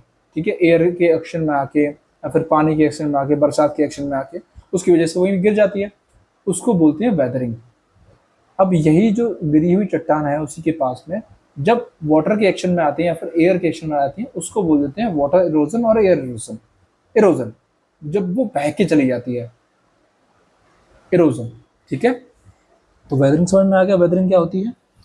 अब देखते हैं कि नीचे दिए गए जो स्टेटमेंट्स हैं उनमें से हमारा करेक्ट हमें बताना है weathering, select the correct statements. ठीक है, करेक्ट स्टेटमेंट जो है हमें बताना है। Weathering involves decay and decomposition of rocks, ये बात तो ठीक है, डिकम्पोज हो रही है और डिके भी हो रही है, यानी कि वो धीरे धीरे रिस रही है और डिकम्पोज भी हो रही है, जो एक्सटर्नल फैक्टर्स आते हैं उनकी वजह से। दूसरा, weathering changes only the physical character, वो ये कह रहा है कि वेदरिंग सिर्फ और सिर्फ फिजिकल कैरेक्टर जो है वो चेंज करता है of the rocks and there is no change in the chemical composition. ये बात भी गलत है भाई, जब उसका जो है, जब इसके अंदर एक्सटर्नल फैक्टर्स ऐड हुए हैं तो केमिकल कंपोजिशन में चेंज हुआ है, तभी तो उसका फिजिकल कैरेक्टर चेंज हो रहा है। तो केमिकल कंपोजिशन में चेंज हुआ, उसकी वजह से फिजिकल कैरेक्टर में चेंज हुआ है, तो दोनों चेंजेस हो रहे हैं। तो ये दूसरा स्टेटमेंट गलत हो जाएगा, बट इसका सही भी याद रखना कि दोनों के दोनों चेंजेस होते हैं, केमिकल कंपोजिशन में भी चेंज होता है प्लस फिजिकल कैरेक्टर में भी चेंज होता है। ठीक है, तीसरा, weathering is an in situ process. देखते हैं एक सेकंड, इन सीटू और एक्स सीटू प्रोसेस क्या होती है। And there is no change in the location of the rocks, ये बात सही है। अभी हम याद देख रहे थे, जैसे ये रॉक थी, ये हमारी जो रॉक थी, इसके आसपास जो है वो चट्टानें इकट्ठी हो गई, टूट टूट के गिर गई। ठीक है, छोटे छोटे टुकड़ों में गिर गई, तो लोकेशन तो चेंज नहीं हुई रॉक्स में। ठीक है, और इन सीटू यानी कि रॉक के इनसाइड हो रहा है जो कुछ भी है, जितनी भी जो प्रोसेस चल रही है वो रॉक्स के इनसाइड हो रही है, अंदर हो रहा है। ठीक है, एक्ससीटू होता है जो जो चीज़ें बाहर होती हैं, इंसिटू होता है जो चीज़ें अंदर होती हैं किसी चीज़ के। ठीक है, तो ये इंसिटू वेदरिंग है। और एक बार जब इंसिटू वेदरिंग हो गया तो जो रॉक्स वहीं पर पास में जाके टूट टूट के जो है वो गिर गई, वो लोकेशन जो है वो चेंज नहीं हुई। तो जो तीसरा स्टेटमेंट है वो ठीक है एकदम। चौथा देखो, weathering is the initial stage of डेनुडेशंस।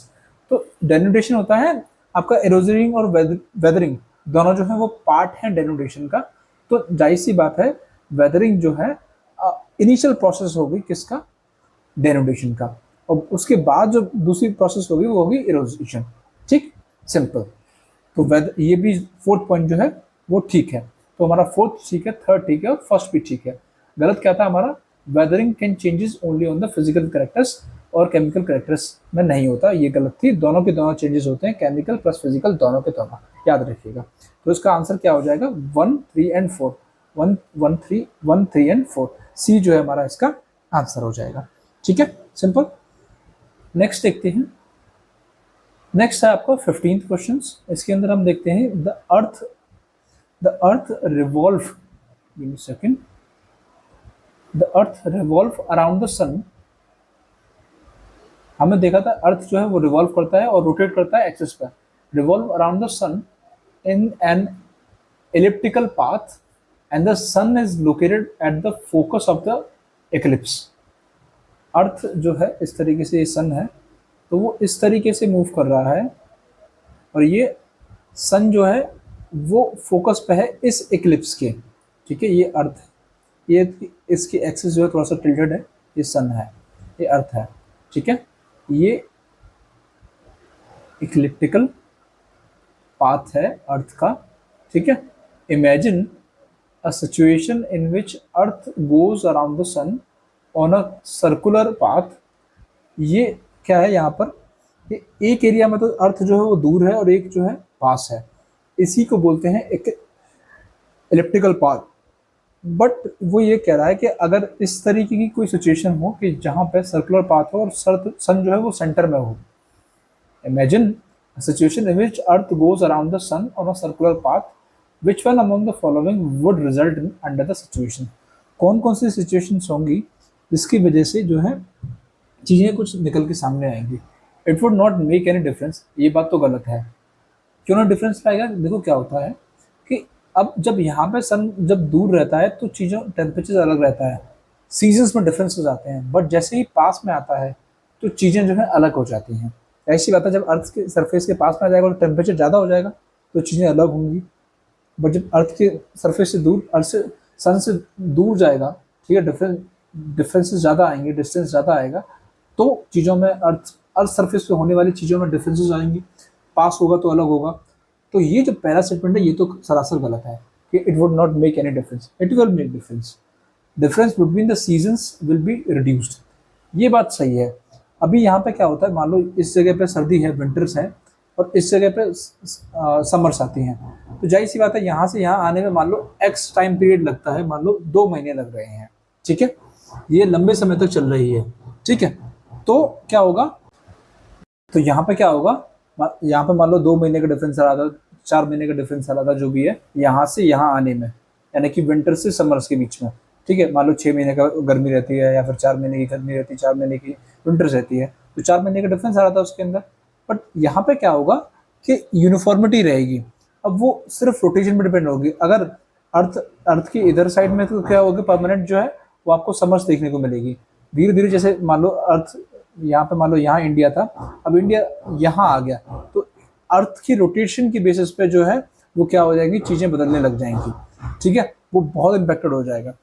But और यहाँ पर ड्यूरेशन वो जो इक्वल रहेगी, समर्स भी इक्वल रहेंगी, समर्स जो है विंटर्स के बराबर ही रहेंगी। ठीक है, difference between seasons will be reduced, ये ऑलमोस्ट इक्वल रहेगा। ठीक है, और जो सीजन्स के बीच का डिफरेंस है वो रिड्यूस हो जाएगा क्योंकि उस अर्थ जो सेंटर में आ गया। इलिप्टिकल पाथ जो है वो फॉलो नहीं कर रहा एनीमोर। डी जो देखते हैं, the earth would become very cold. ऐसा तो नहीं है कि वेरी कोल्ड हो जाएगा, और ऐसा भी नहीं है कि पूरा एकदम हॉट ही हो जाएगा। ठीक है, जो अर्थ के ये वाला पार्ट जो रहेगा, अर्थ की जो सन की साइड में जो रहेगा वो हॉट रहेगा, जो सन के अवे रहेगा वो कोल्ड रहेगा। यहाँ भी सेम, इधर हॉट इधर कोल्ड, यहाँ भी सेम, यहाँ हॉट यहाँ कोल्ड। ठीक है, तो ऐसा तो नहीं है कि पूरा earth would become very hot और earth would become very cold, ये भी गलत हो गया। हमारा आंसर हो जाएगा बी। ठीक, नेक्स्ट देखते हैं क्वेश्चंस जो बात कर रहा है किसकी, विच of the following statement is not true regarding the westerlies. Westerlies के बारे में जो है स्टेटमेंट कौन सा सही नहीं है। ठीक है, नॉट ट्रू। पहला देखते हैं, तो वेस्टर्लीज एक्चुअली में कहाँ से कहाँ तक कैसे बहती हैं ये देख लेते हैं, किस लोकेशन पर है। ये इस तरीके से, ये जो है इक्वेटर है। ठीक है, ये हमारा ट्रॉपिक ऑफ कैंसर है, साउथ में ट्रॉपिक ऑफ कैप्रिकॉर्न है। ऊपर का देख लेते हैं, ये हमारा 23 है, ये 66.5 है, ये ट्रॉपिक ऑफ कैप्रिकॉर्न और ये। ठीक है, तो ये ट्रेड विंड्स रहती हैं ट्रॉपिकल रीजन्स के अंदर, ट्रेड विंड्स। ठीक है, ये जो है इस तरीके से हमारे जो रहती हैं वेस्टर्लीज रहती हैं, वेस्टर्लीज। और ये ऊपर से नीचे पोलर विंड्स जो रहती हैं, ऊपर से नीचे, ऊपर से नीचे पोलर विंड्स रहती हैं। तो यहाँ पर जो है हाई टेम्परेचर होता है, इसकी वजह से लो प्रेशर बिल्ड होता है, उसकी वजह से एयर ऊपर उठती है। और यहाँ पे कंपैरेटिवली ऐसा नहीं बहुत लो टेम्परेचर, कम इसके कंपैरिजन में लो टेम्परेचर होता है, और उसकी वजह से हाई प्रेशर डेवलप होता है। ठीक है, अब लो टेम्परेचर की वजह, हाई टेम्परेचर की वजह से लो प्रेशर डेवलप हुआ, एयर ऊपर राइज हुई और यहाँ पर जाके सिंक होगी, ठीक है। ये बात हो रही है सरफेस की, ये सरफेस की बात हो रही है, ठीक है। तो क्या होगा, अब जब यहाँ पे जाके सिंक हुई है तो कंडेंसेशन होके ये एयर इस तरीके से मूव करेगी वेस्टर्न ईस्ट की फॉर्म में, वेस्टर्न ईस्ट नीचे जाएंगी, वेस्टर्न ईस्ट, फिर ये ऊपर यहाँ पर राइज होंगी। और देखो मैं आपको मैप में बताता हूँ, ये समझो इस तरीके से, ये इक्वेटर है, ये ट्रॉपिक्स वाला रीजन हो गया ट्रेड विंड्स का। तो एयर इस तरीके से राइज हुई, यहाँ सिंक हुई, इस तरीके से उठी, फिर इस तरीके से, और यहाँ पर जाके सिंक हो गई। ये पोलर हो गया, ये वेस्टर्लीज वाला हो गया, और ये ट्रेड विंड्स होगा, ठीक है। तो ये पैटर्न रहता है उसका। अब इसमें अगर इसको हम इस तरीके से ले लेंगे तो ये ऊपर उठी, यहाँ सिंक हुई, यहाँ राइज हुई, और यहाँ पर फिर से सिंक हुई, ट्रेड विंड्स, वेस्टर्लीज, और ये आपका आ गया पोलर विंड्स का। अब वो कह रहा है कि ये सब ट्रॉपिकल हाई प्रेशर से बेल्ट से सब पोलर लो प्रेशर बेल्ट, तो ये ट्रॉपिकल्स आ गए और ये सब ट्रॉपिकल है। तो ये सब ट्रॉपिकल हाई प्रेशर से उठा विंड और जा किधर रहा है, सब पोलर लो प्रेशर, ये सब पोलर है, ये सब ट्रॉपिकल हाई प्रेशर है। तो विंड्स हमेशा कहाँ से मूव करती है, हाई प्रेशर से लो प्रेशर। तो ये हमारा स्टेटमेंट जो है, पहला स्टेटमेंट जो है वो ठीक है कि ये सब ट्रॉपिकल हाई प्रेशर से सब पोलर लो प्रेशर की ओर मूव करती है, हमें गलत बताना है हमें। They cause heavy rainfall on the eastern margins of the continent, ये बात गलत है कि जब वो इस तरीके से मूव कर रही हैं तो जाहिर सी बात है वो वेस्टर्न मार्जिन्स पे रेनफॉल ज़्यादा करेंगी as compared to the eastern. Eastern पे जो है ऑलमोस्ट जीरो रेनफॉल करती हैं, तो ये अपोजिट बोल दिया। तो ये हमारा आंसर जो है हमारा बी रहेगा इसका, ठीक है। इसका अपोजिट जो रहता है तो वो ट्रू रहता। They are deflected due to the earth rotation, ये बात भी ठीक है। ये इनका जो ये डिफ्लेक्शन जो हुआ है इस तरीके से, वो डिफ्लेक्शन जो है वो अर्थ की रोटेशन की वजह से हुआ है वेस्टर्न साइड में, ठीक है। क्योंकि अर्थ जो है वो इस तरीके से मूव करता है और इसी वजह से उसका डिफ्लेक्शन हो गया। They are best developed between 40 to 65, ये बात सही है। ये 40 to 65 के बीच में जो है 66.5 उसके बीच में जो है बेस्ट डेवलप्ड होती हैं, ठीक है। तो ये तीनों बातें जो है सही हैं। तो सेकंड जो है वो गलत है। सेकंड का अपोजिट जो है वो वेस्टर्न मार्जिन पे ज़्यादा रेनफॉल करते हैं as compared to eastern margin, वो ठीक रहेगा। नेक्स्ट पॉइंट देखते हैं, 17th क्वेश्चन जो बात कर रहा है, स्टेटमेंट हमें गलत बताना है नीचे 4 दिए गए स्टेटमेंट से। पहला दे रखा है the place of origin of earthquake inside the earth is called hypocentre. हमें गलत बताना है, तो वो कह रहा है कि जो अर्थ के अंदर जहां पर अर्थक्वेक डेवलप होता है उसको बोलते हैं हाइपोसेंटर, एकदम सही बात, ठीक। तो अर्थ सरफेस के अंदर मैंने आपको एक वीडियो भी बनाई है रिसेंट, जो अर्थक्वेक आया था, अर्थक्वेक स्वैम्स जो देखने को मिला था, ठीक है, फिलीपींस के अंदर अभी देखने को मिला है। तो उसके ऊपर डिफरेंसेस भी बताया, नॉर्मल अर्थक्वेक और अर्थक्वेक स्वैम्स के बीच में डिफरेंसेस क्या होते हैं। अर्थक्वेक स्वैम्स होते हैं वो छोटे छोटे जो अर्थक्वेक जो रहते हैं उससे मिलकर बनता है। प्लीज़ जाके वीडियो देखिएगा, आपको समझ में आ जाएगा डिफरेंस क्या रहता है, ठीक है। इस तरीके से आप करंट अफेयर्स के टच में भी रहोगे। आपको वीडियो पसंद आए तो प्लीज़ लाइक करिएगा, चैनल को सब्सक्राइब करिएगा, अपने दोस्तों के साथ ज़्यादा से ज़्यादा शेयर करिएगा। तो द प्लेस, ये स्टेटमेंट में जो बोल रहा है ये एकदम ठीक है। जो अर्थ सरफेस के अंदर जहाँ पर अर्थक्वेक डेवलप होता है, ठीक है, उसको बोलते हैं हम हाइपोसेंटर। दूसरा बात कर रहा है the point on the earth surface vertically above, यानी कि इसके हाइपोसेंटर के जो अबव रहता है अर्थ सरफेस पर उसको बोलते हैं एपीसेंटर। तो मान लो ये अर्थ सरफेस है, यहाँ पर ये हाइपोसेंटर है, हाइपोसेंटर है, यहाँ पर डेवलप हुआ है अर्थक्वेक, और ये यहाँ से इस तरीके से सिस्मिक वेव्स जाएंगी और इस जगह पे जो रहेगा वो एपीसेंटर रहेगा, जो है वर्टिकली अबव, वर्टिकली एकदम अबव एपीसेंटर। दूसरा स्टेटमेंट ठीक है। तीसरा देखो, line joining the places of equal earthquake intensity is called isoseismic line, ये बात भी ठीक है। ऐसी लाइन जहाँ पर बराबर अर्थक्वेक की इंटेंसिटी आपको देखने को मिले उसको बोलते हैं सिस्मिक लाइंस की इंटेंसिटी, यानी आइसो यानी कि सेम, सिस्मिक यानी कि अर्थक्वेक की इंटेंसिटी जो आती है वो सिस्मिक वेव्स के जरिए आती हैं, उसी से हम मेजर करते हैं कि इंटेंसिटी कहाँ पर कितनी ज़्यादा है। तो आइसोसिस्मिक लाइंस जो है वो बताएंगी कि किस किस जगह पे जो है अगर सेम है तो आइसोसिस्मिक लाइंस उस लाइन पर सेम इंटेंसिटी से आपको अर्थक्वेक देखने को मिलेगा। ठीक है, नेक्स्ट ये भी ठीक है। तो हमारा लास्ट हमें रॉन्ग बताना है। लास्ट पूछा intensity of the earthquake is measured by Richter scale. तो रिचर स्केल जो है उससे मेजर होता है, ये बात जो है वो गलत है।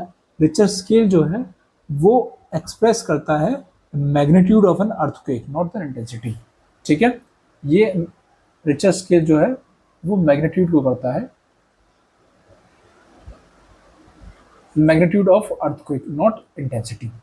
ठीक है, नेक्स्ट सवाल देखते हैं। तो हमारा डी उसका 17 का डी आंसर जो है हमारा हो जाएगा। विच of the following comes under the phenomena of mass movement. Mass movement यानी कि लार्ज स्केल पे किसी चीज का मूवमेंट हो रहा है, वो किसके अंडर जो है आपको देखने को मिलता है। तो 18 का देखो, पहला है सॉइल क्रीप। सॉइल क्रीप, दूसरा है वेदरिंग। वेदरिंग में मूवमेंट हमने कभी देखा नहीं है, हमने पीछे भी देखा कि वेदरिंग के अंदर क्या चीजें आती हैं। वेदरिंग के अंदर क्या होता है कि किसी भी रॉक के अंदर मान लो केमिकल चेंजेस हुए, उसकी वजह से फिजिकल चेंज हुआ और वहाँ पे वहीं पर पास में जाके जो है टूट के गिर गए। ठीक है, इसका मूवमेंट होगा वो होगा इरोजन से।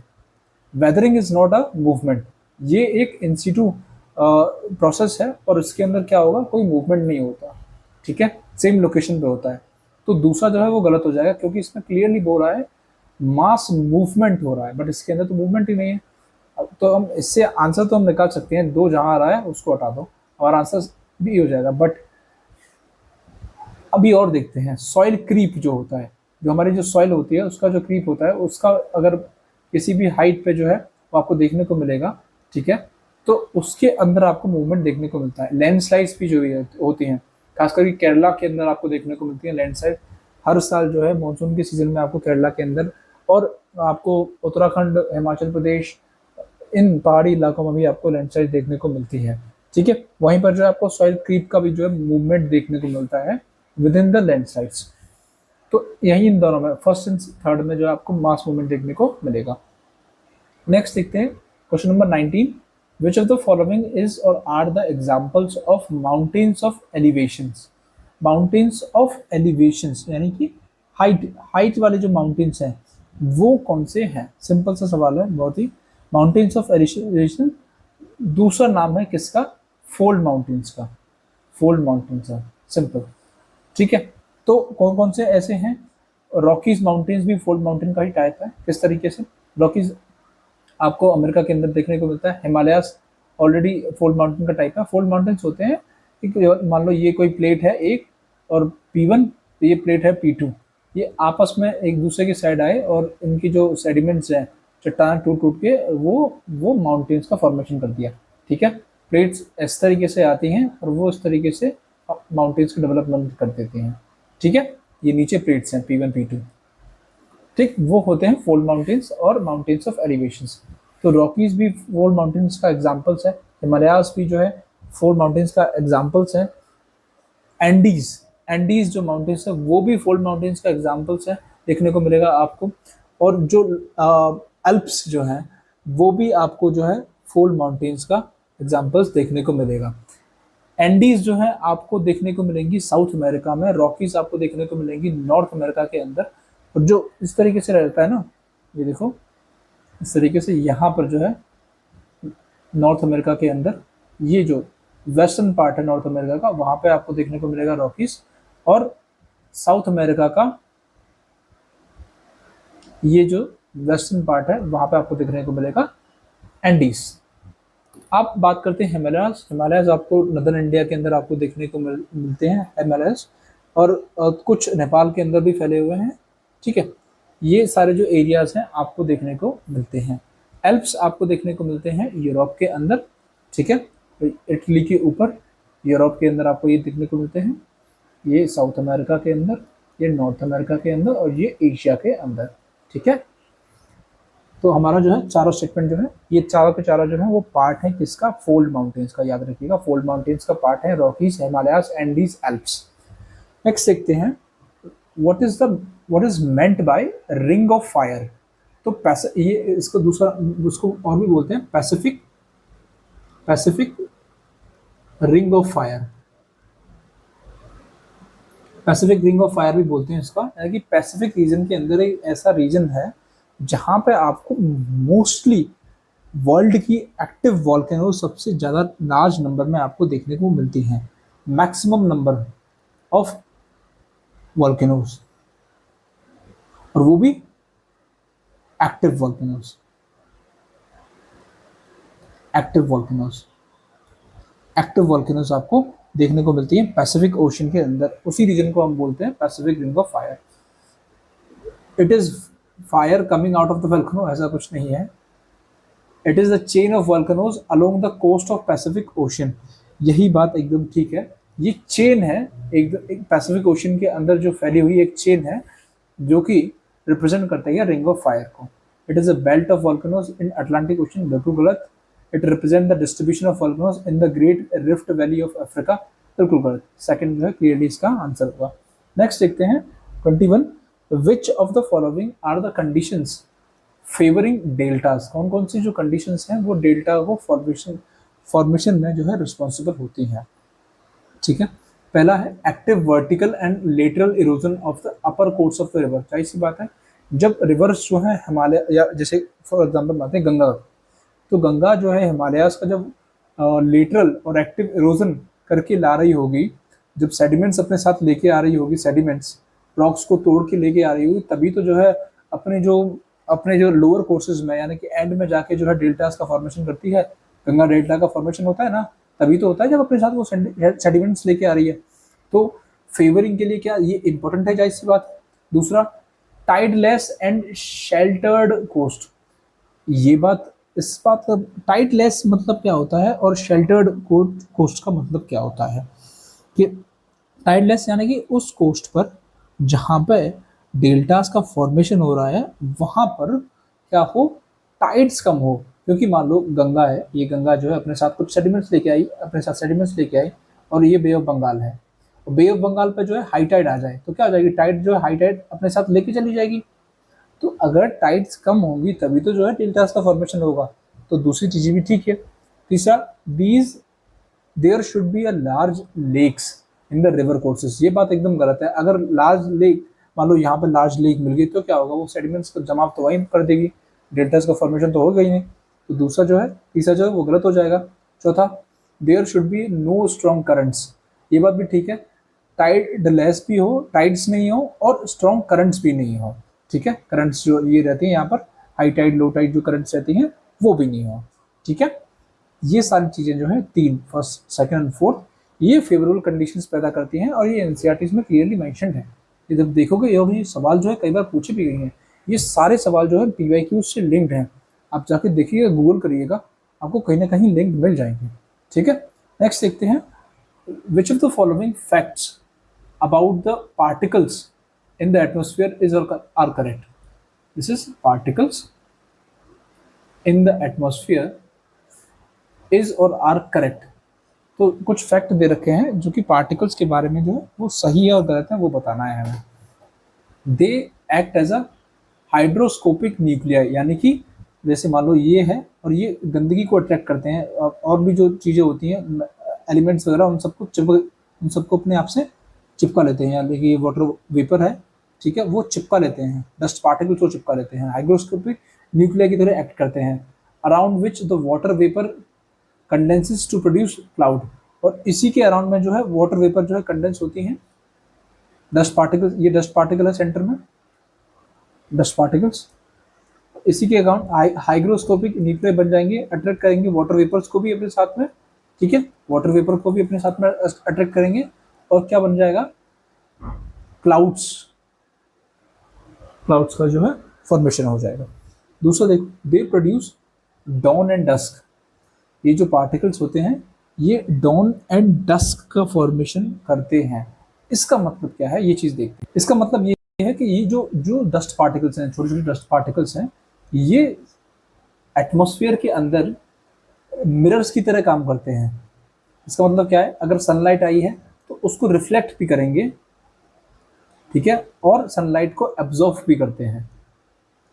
दोनों चीज करते हैं। जब एब्जॉर्व करेंगे तो डस्ट होगा, डाउन रिफ्लेक्शन के टाइम पे हो जाएगा।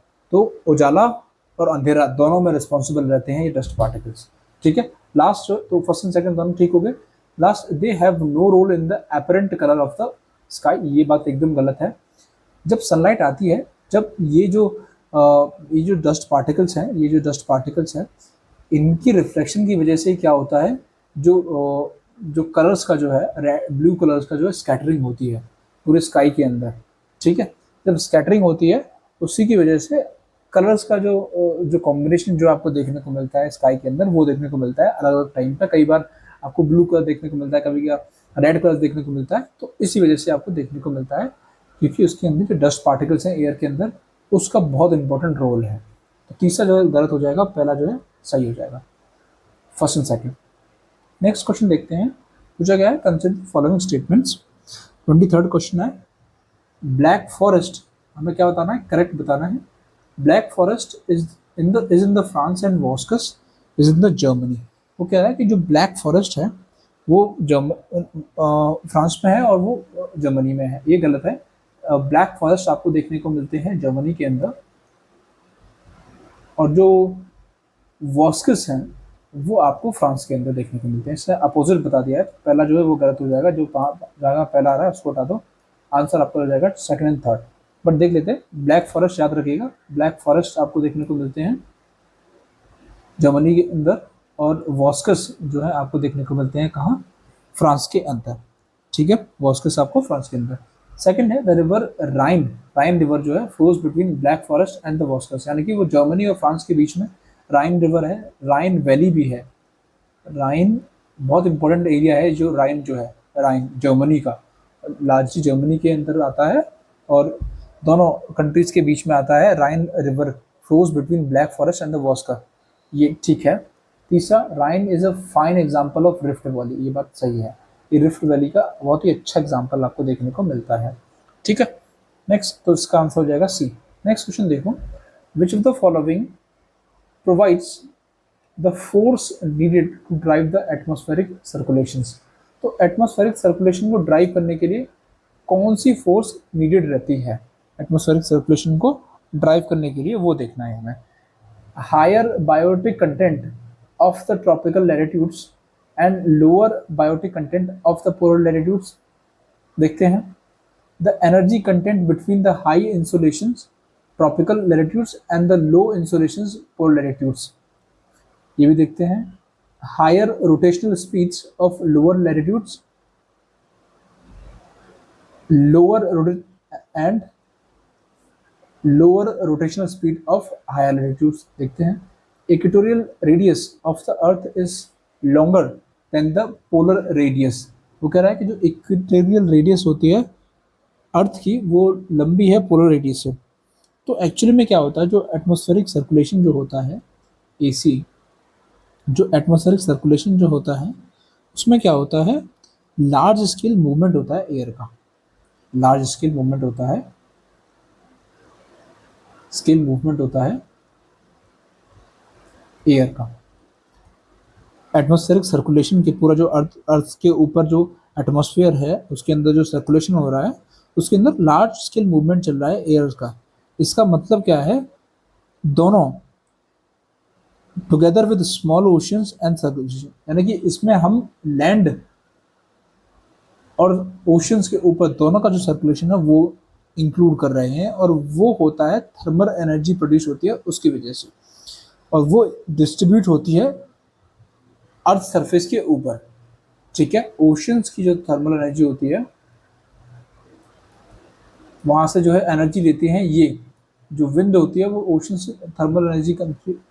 ये जो सेकंड ऑप्शन जो देख रहे हैं, energy content between the high insulation tropical latitudes and the low insulation polar latitudes, यहाँ पर जो है ओशन से जो है हाई एनर्जी जो है एनर्जी लेके, जो लो लैटिट्यूड्स, जो पोलर लैटिट्यूड्स पर जो है आपको लो इंसुलेशन मिलता है, वहाँ पर जाके जो है डिस्ट्रीब्यूशन होता है।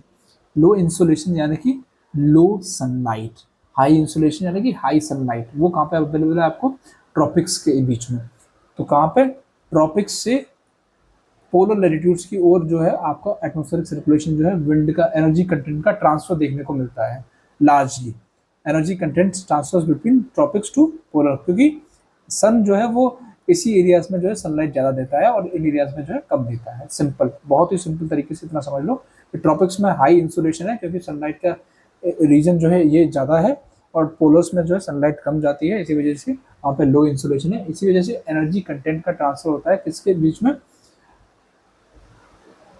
हाई इंसुलेशन ट्रॉपिकल लैटिट्यूड से, ये हाई इंसुलेशन ट्रॉपिकल लैटिट्यूड से लो इंसुलेशन पोलर लैटिट्यूड्स के बीच में, इसी को बोलते हैं एटमॉस्फेरिक सर्कुलेशंस का ड्राइव।